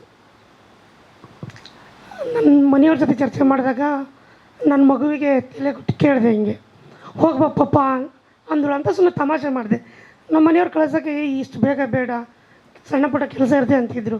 ನೋಡು ಮಗು ಹೋಗಂತಿದೆ, ಒಳ್ಳೇದಾಗದೆ ಹೋಗಂತ ಸುಮ್ಮನೆ ತಮಾಷೆ ಹೇಳಿದೆ ಸರ್. ಅಂದರೆ ಆ ಸಂಭ್ರಮವನ್ನು ನಾನು ಏನು ಅದೃಷ್ಟ ಲಕ್ಷ್ಮಿ ಹುಟ್ಟಿದಳು, ನಿಮ್ಗೆ ಒಳ್ಳೇದಾಗುತ್ತೆ ಅನ್ನೋ ಮನೋಭಾವ ಇದೆಯಲ್ಲ, ಆ ಖುಷಿಯಲ್ಲಿ ನಾನು ತುಂಬ ಕುವೆಂಪು, ತೇಜಸ್ವಿ, ಲಂಕೇಶ್ವರ ಈ ನಾಡಿನಲ್ಲಿ, ಈ ಶಿವಮೊಗ್ಗದಲ್ಲಿ ಬಂದಿರೋದು ನನ್ನ ಬದುಕಿನ ಅವಿಸ್ಮರಣೆ ಕ್ಷಣ ಅಂತ ನಾನು ಭಾವಿಸ್ತೀನಿ. ಮತ್ತೊಮ್ಮೆ ಎಲ್ಲರಿಗೂ ನನ್ನ ಕೃತಜ್ಞತೆಗಳನ್ನು ಸಲ್ಲಿಸ್ತೀನಿ. ಅವಿನಾಶ್ ಸರ್ ಹೇಳಿದಾಗೆ ಕಥೆಗಳು ನನ್ನ ಬದುಕಿನ ಅಥವಾ ನಾನು ಕಂಡುಕೊಂಡಿರುವ ಸತ್ಯಗಳನ್ನು, ಬದುಕಿನ ಗೊಟ್ಟುಗಳನ್ನು ಪ್ರಾಮಾಣಿಕವಾಗಿ ಕಟ್ಟಿಕೊಡೋದಕ್ಕೆ ಪ್ರಯತ್ನ ಮಾಡಿದ್ದೀನಿ ಸರ್. ಅದರಲ್ಲಿ ನೀವು ಗುರುತಿಸಿದಾಗೆ ಜೀವಪರ ಮತ್ತು ಮಾನವೀಯ ಅಂತಃಕರಣ ಇರೋದ್ರಿಂದ ನೀವು ಗುರುತಿಸಿದ್ರಿ. ಸೊ ಆ ಪ್ರಯತ್ನವನ್ನು ನಾನು ಪ್ರಾಮಾಣಿಕವಾಗಿ ಮಾಡಿದ್ದೀನಿ. ಅದು ಓದುಗರಿಂದ ಯಾವ ಅಭಿಪ್ರಾಯ ಬರುತ್ತೋ ಅಥವಾ ಸಲಹೆಗಳು ಬರುತ್ತೋ ಅದನ್ನು ಮುಕ್ತವಾಗಿ ನಾನು ಸ್ವೀಕಾರ ಮಾಡ್ತೀನಿ. ಮತ್ತು ಈ ಥರ ಚರ್ಚೆಗಳು ನನ್ನನ್ನು, ನನ್ನ ಬರವಣಿಗೆಯನ್ನು ಗಂಭೀರವಾಗಿ ಸ್ವೀಕಾರ ಮಾಡಲು ಮತ್ತು ಕಲಿಯಲು ಅವಕಾಶ ಇನ್ನೂ ಹೆಚ್ಚೆಚ್ಚು ಬರ್ತದಂತ ನಾನು ಭಾವಿಸ್ತೀನಿ. ಮತ್ತು ಈ ಕೃತಿ ವಿಶೇಷತೆ ಏನಂದರೆ, ಒಂದು ಅಚಾನಕ್ಕಾಗಿ ನನ್ನ ಕಾಲ್ ಬಂತು, ರಾಜೇಂದ್ರ ಸರ್ ಅವ್ರದ್ದು ಮಯೂರದಲ್ಲಿ ನಿಮ್ಮ ಲಿಂಗಾಯತ್ ಕಥೆಯನ್ನು ಲಿಂಗಾಯತ್ ಕಾನೋಳಿ ಕಥೆ ಓದಿದ್ದೀವಿ, ಅದು ಈಗಾಗಲೇ ಆಯ್ಕೆ ಮಾಡಿಕೊಂಡು ನಮ್ಮ ಕುವೆಂಪು ವಿಶ್ವದಲ್ಲಿ ಪಠ್ಯ ಮಾಡ್ಕೊಂಡಿದ್ದೀವಿ ಅಂದರು. ನಾರ್ಮಲಾಗಿ ಮುಂಚೆ ತಿಳಿಸಿ ಮಾಡ್ತಾರೆ, ಇದು ಒಂಥರ ನನಗೆ ಯಾವ ಥರ ಸಂಭ್ರಮ ಪಡಬೇಕು ಗೊತ್ತಾಗಲಿಲ್ಲ. ಸೊ ನಾನು ಬರೆದು ಎಷ್ಟೋ ದಿನ ಆಗಿತ್ತು. ಇನ್ನೊಂದು ತಮಾಷೆ ಇಲ್ಲೇ ಹಂಚ್ಕೊಳ್ಬೋದು, ಆ ಲಿಂಗಾಯತ್ ಕಾನೋಳಿ ಕಥೆ ಹುಟ್ಕೊಂಡಿರೋದೇ ಒಂದು ವಿಶೇಷ ಸಂದರ್ಭದಲ್ಲಿ ಸರ್. ಆ ಕಥೆ ಪಠ್ಯವಾಗಿ ಅದು ಕುವೆಂಪು ಅವ್ರ ಹೆಸರಿರೋ ವಿಶ್ವವಿದ್ಯಾಲಯದಲ್ಲಿ ಪಠ್ಯ ಆಗೋದಿದೆಯಲ್ಲ, ಅದು ನನ್ನ ಬದುಕಿನ ದೊಡ್ಡ ಸಕ್ಸಸ್ ಅಂತ ನಾನು ಈ ಸಂದರ್ಭದಲ್ಲಿ ಅನ್ನಿಸ್ತೀನಿ. ಯಾಕಂದರೆ ನನಗೆ ಚಿಕ್ಕವನಿರುವಾಗಿರಲಿಂದಲೂ ನನಗೆ ಪುಟ್ಟಪ್ಪ ಅಂತಾರೆ. ಸೊ ಮೊದಲು ನಾನು ಒಬ್ಬ ಲೇಖಕರ ಹೆಸರು ಕೇಳಿದ್ದೆ, ಕುವೆಂಪು ಅವ್ರದ್ದು, ಕುಪ್ಪಳ್ಳಿ ವೆಂಕಟಪ್ಪನ ಮಗ ಪುಟ್ಟಪ್ಪ ಅಂತ. ಆ ಜರ್ನಿ ಇದೆಯಲ್ಲ, ಅಲ್ಲಿಗೆ ಬಂದು ಈಗ ನಿಮ್ಮ ಎದುರುಗಡೆ ಶಿವಮೊಗ್ಗದಲ್ಲಿ ಮಾತಾಡೋದು, ಇದು ನನಗೆ ತುಂಬ ಹೆಮ್ಮೆ ಮತ್ತು ಖುಷಿ ಕೊಡೋ ವಿಚಾರ. ಅಷ್ಟೇಳಿ ನನ್ನ ಮಾತು ಮುಗಿಸ್ತೀನಿ.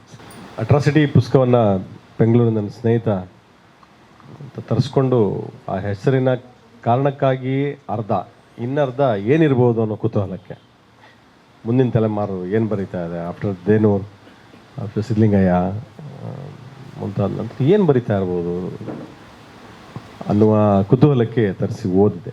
ಅದಕ್ಕಿಂತ ಮೊದಲು ನಿಮ್ಮ ತಿಮ್ಮಯ್ಯನವ್ರ ಬಗ್ಗೆ ತಾವು ಬರೆದ ನಿರೂಪಣೆ ಮಾಡಿದ ಪುಸ್ತಕವನ್ನು ಓದಿದೆ.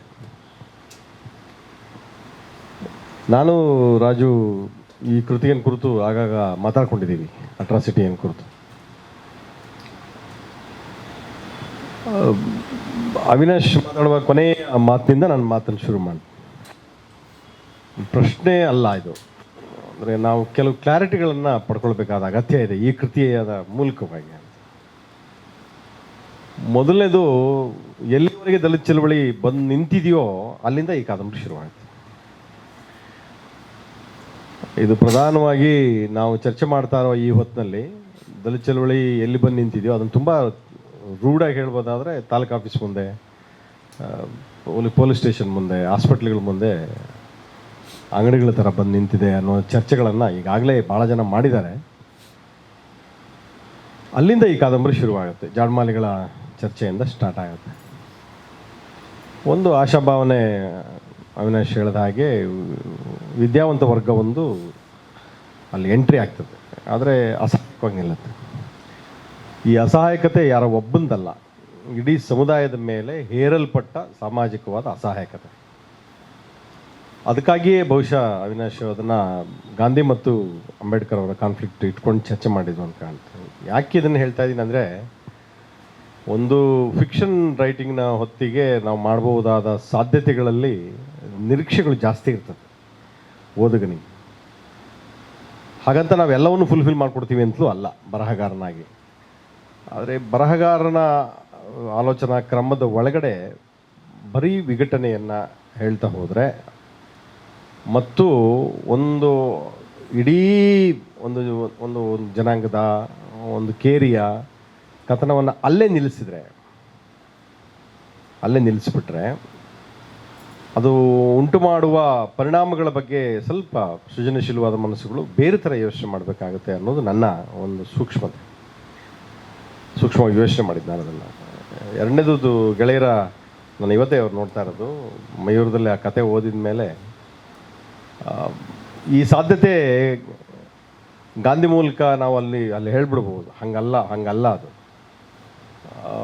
ಒಳ್ಳೆತನ ಅನ್ನೋದು ಇದ್ದೇ ಇರ್ತದೆ ಎಲ್ಲೋ ಒಂದು ಕಡೆ, ಬರೀ ವ್ಯಾಪಾರದ ಮನೋಭಾವನೆ ಅಲ್ಲ ಅನ್ನೋದನ್ನು ಸೂಚಿಸ್ತಾ ಇರುವ ಒಂದು ಸಮುದಾಯವನ್ನು ಒಳಗೊಳ್ಳುವ ಕ್ರಿಯೆಯಾಗಿ ಅದು ಕೆಲಸ ಮಾಡ್ತಾ ಇದೆ. ಸೊ ಈ ಬಗೆಯ ಅಟ್ರಾಸಿಟಿಯ ಒಂದು ಎಂಡಿಂಗ್ ಆದರೆ ಲಿಂಗಾದ್ರಿ ಖಾನಾವಳಿ ಮತ್ತೊಂದು ಎಂಡಿಂಗಲ್ಲಿ.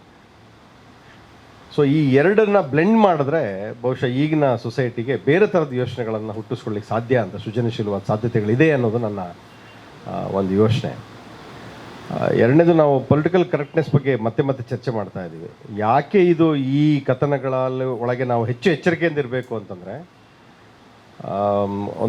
ಒಂದು ದಶಕ ಅಥವಾ ಒಂದೂವರೆ ದಶಕದ ಹಿಂದಿಂದ ಶುರುವಾಗಿರುವ ಈ ಪ್ರಾಬ್ಲಮ್, ಜಾತಿ ಧ್ರುವೀಕರಣದ ಪ್ರಾಬ್ಲಮ್, ಸಣ್ಣ ಜಾತಿಗಳು ಧ್ರುವೀಕರಣ ಆಗ್ತಾ ಇದ್ದಾವೆ. ಅದಕ್ಕೆ ಸಮಾಜವಾದಿಗಳು ಮತ್ತು ಬೇರೆಯವರು ಕೊಡುವ ಕಾರಣಗಳು ಬೇರೆ. ಸಣ್ಣ ಜಾತಿಗಳಿಗೆ ಸಂಘಟನೆ ಮಾಡುವ ಹಕ್ಕಿದೆ, ಜಾತಿ ಮಾಡುವ ಹಕ್ಕಿದೆ.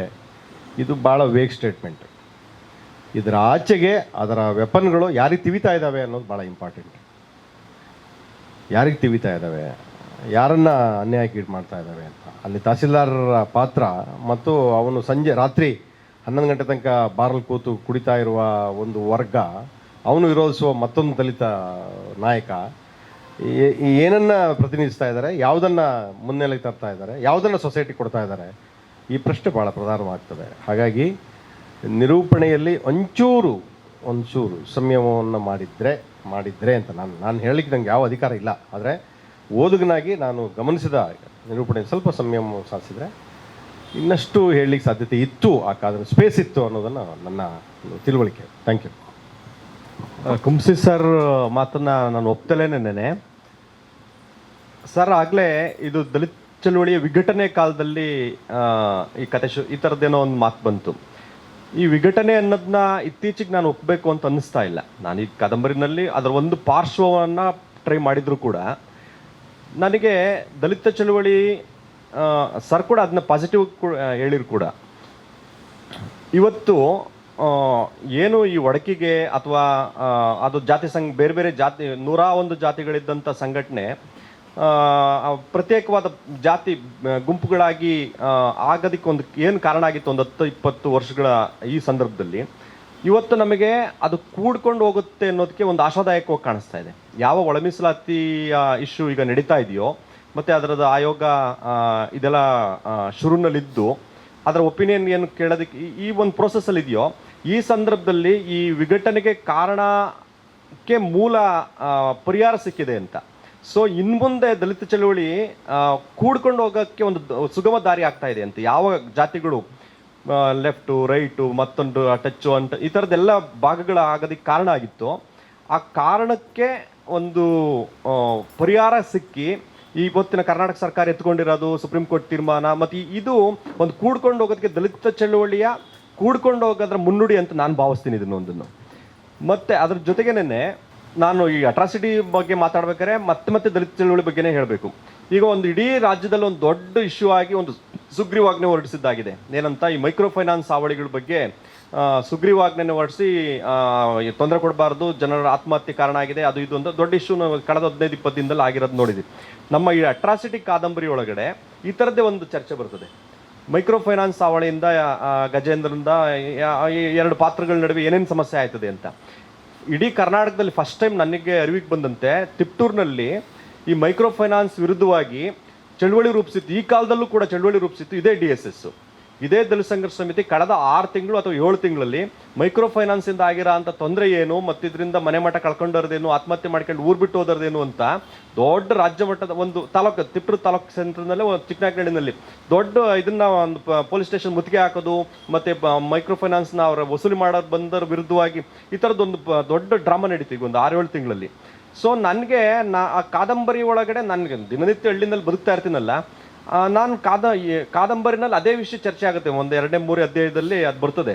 ಸೊ ನಾನು ಬರೆದ ನಂತರದಲ್ಲಿ ಇದನ್ನೇ ಇಸ್ಕೊಂಡು ದಲಿತ ಚಳವಳಿ ಮೈಕ್ರೋ ಫೈನಾನ್ಸ್ ವಿರುದ್ಧವಾಗಿ ಒಂದು ಹೋರಾಟ ರೂಪಿಸ್ತು ಮತ್ತು ಅದು ದೊಡ್ಡ ಮಟ್ಟಕ್ಕೆ ಹೋಗಿ ಇವತ್ತು ಸುಗ್ರೀವಾಜ್ಞೆ ಬಂದು ಅದರ ಕ್ರಮ ಕೈಗೊಂಡಿರೋ ಅಂತ ಹಂತ. ಸೊ ನಾನು ಈ ಕಾದಂಬರಿ ಒಳಗಡೆ ಒಂದು ಪಾರ್ಶ್ವ ಅದರ ನೆಗೆಟಿವ್ ಕಂಡ್ರೂ ಕೂಡ ಮತ್ತೆ ದಲಿತ ಚಳವಳಿಯ ಪಾಸಿಟಿವ್ ಗುಣಗಳ ಬಗ್ಗೆನೇ ನನ್ನ ಆಲೋಚನೆ ಓಡ್ತಾ ಇರುತ್ತೆ ಸರ್. ನನಗೆ ಈ ಕಾದಂಬರಿಲಿ ನಿಮ್ಮದು ಯಾವುದೇ ವಿಷಯದ ಬಗ್ಗೆ ನಿಮ್ಮ ತಟ್ರಾರು, ಒಬ್ಬ ಲೇಟಟ್ಟಿರೋ ತಟ್ರಾರು ಬಿಟ್ವೀನ್ ದ ಲೈನ್ಸು ಕಾಣಲಿಲ್ಲ. ಅದು ಹೆಂಗೆ ಅಂತ ನನಗೆ ಗೊತ್ತಾಗಲಿಲ್ಲ. ಮೋಸ್ಟ್ಲಿ ಅದು ನಾನು ಅದು ಸೆಟ್ರೇಟ್ ಮಾಡೋ ಅಂಥ ಸಣ್ಣ ಕೆಲಸಗಳಲ್ಲಿ ಆಗಿರ್ಬೋದು. ಏನಂತಂದರೆ ಒಬ್ಬ ಅಲ್ಲಿ ದಲಿತ ಲೀಡರು ಒಂದು ಮುರಾರ್ಜಿ ವಸತಿ ಶಾಲೆಗೆ ಹೋಗಿರ್ತಾನೆ ಭಾಷಣ ಮಾಡೋದಕ್ಕೆ. ಅವನು ಅಲ್ಲಿ ಅದೇ ಲೀಡರ್ ಹೇಳ್ತಿರ್ತಾನೆ, ನಾನು ನನ್ನ ಚಳುವಳಿ, ನನ್ನ ಮಗ ಇಲ್ಲಿ ಓದ್ತಾ ಇದ್ದಾನೆ, ನನ್ನ ದಲಿತ ಚಳುವಳಿನೇ ಈ ಅವತ್ತು ಎಂಡ ಬೇಡ ವಸತಿ ಶಾಲೆ ಬೇಕು ಅಂತ ಹೋರಾಟ ಮಾಡಿದ್ರ ಪ್ರತಿಫಲವಾಗಿ ನನ್ನ ಶಾಲೆ ಇವತ್ತು ತೆರ್ಕೊಂಡಿದೆ, ಇಲ್ಲಿ ನನ್ನ ಮಗ ಓದ್ತಾ ಇದ್ದಾನೆ ಅನ್ನೋದು ಪಾಸಿಟಿವ್ ಆಗಿ ಅವನ ಕಡೆಯಿಂದ ಒಂದು ಮಾತು ಬರ್ತದೆ ಮೇಡಮ್. ಅಲ್ಲಿ ಅದು ಒಂದು ಒಳದನಿಯಾಗಿ ಒಂದು ಅಂತಃಕರಣವಾಗಿದೆಯೇನೋ ಅಂತ ನಾನು ಭಾವಿಸ್ತೀನಿ. ಅದು ತಮಗೆ ಕಾರಣದಲ್ಲಿದ್ದರೆ ನಾನೇ ಹಾಕ್ಕೊಳೋದು ಮೇಡಮ್, ಅದಷ್ಟೇ. ನನಗೆ ಆ ಥರದ್ದೊಂದು ಮಿಡಿತ ಇದೆ ಮೇಡಮ್. ಅದು ಕಾಣಿಸ್ತಾ ಇದ್ರೆ ಕಾಣಿಸ್ಬೇಕಿತ್ತೇನೋ ನಾನು. ಇವತ್ತಿನ ಕಾಲಘಟ್ಟದಲ್ಲಿ ಎಲ್ಲರೂ ಸಹಿತನು, ಎಲ್ಲ ರಾಜಕೀಯ ಪಕ್ಷಗಳು ಸಹಿತನು ಒಂದಂತ ಹೇಳ್ತಾ ಇಲ್ಲ. ಮತ್ತೆ ಈ ಸಂವಿಧಾನ ಮತ್ತು ಅಂಬೇಡ್ಕರ್ನ ಏನು ಈ ಮಾರ್ಕೆಟಿಂಗ್ನಿಂದ ಅವು ಉಪಯೋಗ ಪಡ್ಕೊಳ್ಳೋಕ್ಕೆ ಹೋಗ್ತಾ ಇದ್ದಾರೋ ಅಥವಾ ಅದೇನು ಅದು ಎಲ್ಲರೂ ಅಂದರೆ ಇವಾಗ ಅವ್ರಿಗೆ ಆಗ್ತಿರೋಂಥ ಒಂದು ಅಧಪತನನೋ ಅಥವಾ ಆತಂಕನೋ ಅವರಿಂದ ಹೋಗಿ ಬಚ್ಚಿಟ್ಕೊಂಡು ಅವರ ಗೆಲುವನ್ನು ಅಥವಾ ಅವರ ಸಕ್ಸಸ್ನ ತಗೊಳ್ಳೋಕ್ಕೋಸ್ಕರ ಅವ್ರನ್ನ ಉಪಯೋಗಿಸ್ಕೊತಿದ್ದಾರೆ ಅಂತ ನನಗೆ ಅನಿಸ್ತದೆ. ಅದು ನಿಮಗೂ ಅದೇ ಥರನೇ ಅನಿಸ್ತಾ ಇದೆಯಾ ಅಂತ ನಾನು ಕೇಳ್ತಾ ಇದ್ದೀನಿ. ಒಂದು ಸಣ್ಣ ಉದಾಹರಣೆ ಕೊಡೋದಿದ್ರೆ ನೀವು IPL ಹೇಳ್ತಕ್ಕಂಥದ್ದನ್ನೇ ಗಮನಿಸ್ಬೋದು. ಅಥವಾ ಈಗ ಒಂದು 15 ವರ್ಷಗಳ ಕೆಳಗೆ ಈ ಕೌನ್ ಬನೇಗ ಕರೇರ್ಪತಿ ಅಂತ ಒಂದು ಬಂತು. ಅದು ನಮ್ಮ ಭಾಷೆಯನ್ನೇ ಹೆಚ್ಚು ಕಡಿಮೆ ಶೇರ್ ಮಾಡಿಬಿಡ್ತು. ಅಲ್ಲಿ ಬರ್ತಾ ಇರ್ತಕ್ಕಂಥ ಅಮಿತಾಬ್ ಬಚ್ಚನ್ ಅವರ ಚಿತ್ರ ನೋಡಿದರೆ ಅವರು ಕಾರ್ಪೊರೇಟ್ ವಲಯದ ಪ್ರತಿನಿಧಿಯಾಗಿ ಸೂಟು ಬೂಟು ಮತ್ತು ಸರಳವಾಗಿರ್ತಕ್ಕಂಥ ಭಾಷೆ, ಕ್ಯಾಚಿ ಆಗಿರ್ತಕ್ಕಂಥ ಭಾಷೆ. ಆದರೆ ಅಮಿತಾಬ್ ಬಚ್ಚನ್ ಅವ್ರನ್ನ ಸೂಪರ್ ಹೀರೋ ಮಾಡಿರ್ತಕ್ಕಂಥದ್ದು ಅವರು ಕೂಲಿಗಳ ಪರವಾಗಿ, ಬಡವರ ಪರವಾಗಿ ಹೋರಾಟದ ನಮ್ಮ ಅಟ್ಲೀಸ್ಟ್ ಫಿಲ್ಮ್ ಒಳಗೆ, ವಾಸ್ತವವಾಗಲ್ಲ, ಅದನ್ನು ಅವ್ರಿಗೆ ಕಟ್ಟಿಕೊಡ್ತಿತ್ತು. ಆದರೆ 1990ರ ನಂತರದ ಚೇಂಜ್ ಏನಪ್ಪ ಅಂತ ಹೇಳಿದರೆ ಸಾಫ್ಟ್ ಸ್ಪೋಕನ್, ವೆರಿ ಕ್ಯಾಚಿ ಇರ್ತಕ್ಕಂಥ ಒಬ್ಬ ಮನುಷ್ಯ. ಅದು ಏನು ತೋರಿಸ್ತದೆ ಅಂದರೆ ಕಾರ್ಪೊರೇಟ್ ಕ್ಷೇತ್ರ ಈ ದೇಶವನ್ನು ಸಂಪೂರ್ಣವಾಗಿ ತನ್ನ ತೆಕ್ಕೆಗೆ ತೆಗೆದುಕೊಂಡಿದೆ ಮತ್ತು ನಿಯಂತ್ರಿಸ್ತಾ ಇದೆ ಹೇಳ್ತಕ್ಕಂಥದ್ದನ್ನು ಖಂಡಿತವಾಗಿ ತೋರಿಸ್ತಾ ಇದೆ. ಗುರುಪ್ರಸಾದ್ ಅವರು ಅಟ್ರಾಸಿಟಿ ಬರೆದು ಪುಸ್ತಕ ಪ್ರಕಟಿಸಿದ ನಂತರ ನನಗೆ ಓದೋಕೆ ಕೊಟ್ಟಿದ್ದರು. ಹಂಗಾಗಿ ನಾನು ಆಮೇಲೆ ಓದಿದ್ದೀನಿ ಅಷ್ಟೇ ಬಿಟ್ಟರೆ ಅದಕ್ಕಿಂತ ಪ್ರಕಟಣೆಗಿಂತ ಮುಂಚೆ ಓದಲಿಲ್ಲ. ಇರಲಿ. ಅವಿನಾಶ್ ಅವರು ಅನಿಲ್ ಗುನ್ನಾಪನ ಅವರ ಆ ಕಥೆಗಳನ್ನು ಕಥನವನ್ನು ಮತ್ತು ಗುರುಪ್ರಸಾದ್ ಅವರ ಕಥನವನ್ನು ಭಾಳ ಸೂಕ್ಷ್ಮವಾಗಿ ಹಿಡಿದುಕೊಟ್ಟಿದ್ದಾರೆ. ಅನಿಲ್ ಗುನ್ನಾಪುರ ಅವ್ರನ್ನ ಓದಿದ್ದು ಮತ್ತು ನೋಡಿದ್ದು ಇವತ್ತೇ ಮೊದಲು. ಇನ್ನೂ ಪುಸ್ತಕ ಓದಿಲ್ಲ, ಅವ್ರು ನೋಡಿದ್ದೇ ಇವತ್ತು. ಈ ಬಹುಶಃ ಭೌಗೋಳಿಕ ಕಾರಣಕ್ಕಾಗಿ ನಾವು ಉತ್ತರ ಕರ್ನಾಟಕದ ಜೊತೆಗೆ ಒಂದು ತಾದಾತ್ಮ್ಯವನ್ನು ಸಾಧಿಸೋಕ್ಕಾಗಿಲ್ಲ ಅಂಥೇಳಿ ಅಂದ್ಕೊಂಡಿದ್ದೀನಿ. ಇರಲಿ. ಆದರೆ ಗುರುಪ್ರಸಾದನು ಅವರ ಬರಹಗಳನ್ನ ನಾನು ಓದ್ಕೊಂಡು ಬಂದಿದ್ದೀನಿ. ಬಹಳ ಒಳ್ಳೆಯ ಕಥನಕಾರ, ಆಮೇಲೆ ಬರೆಯುವ ಅದಮ್ಯವಾದ ಹಂಬಲ ಇದೆ. ಬರೆಯುವ ಮತ್ತು ಹೇಳುವ ತವಕ ಮತ್ತು ಹಂಬಲ ಇದ್ದರೆ ಮತ್ತು ತನ್ನೆದುರುಗಡೆ ಇರುವಂಥ ಸಾಮಾಜಿಕ ರಾಜಕೀಯ ಸನ್ನಿವೇಶಗಳ ಅರಿವಿದ್ದರೆ ಒಳ್ಳೆಯ ಲೇಖಕ ಆಗ್ಬೋದು ಅನ್ನೋದಕ್ಕೆ ಭರವಸೆಯನ್ನು ಅವರು ನೀಡ್ತಾರೆ.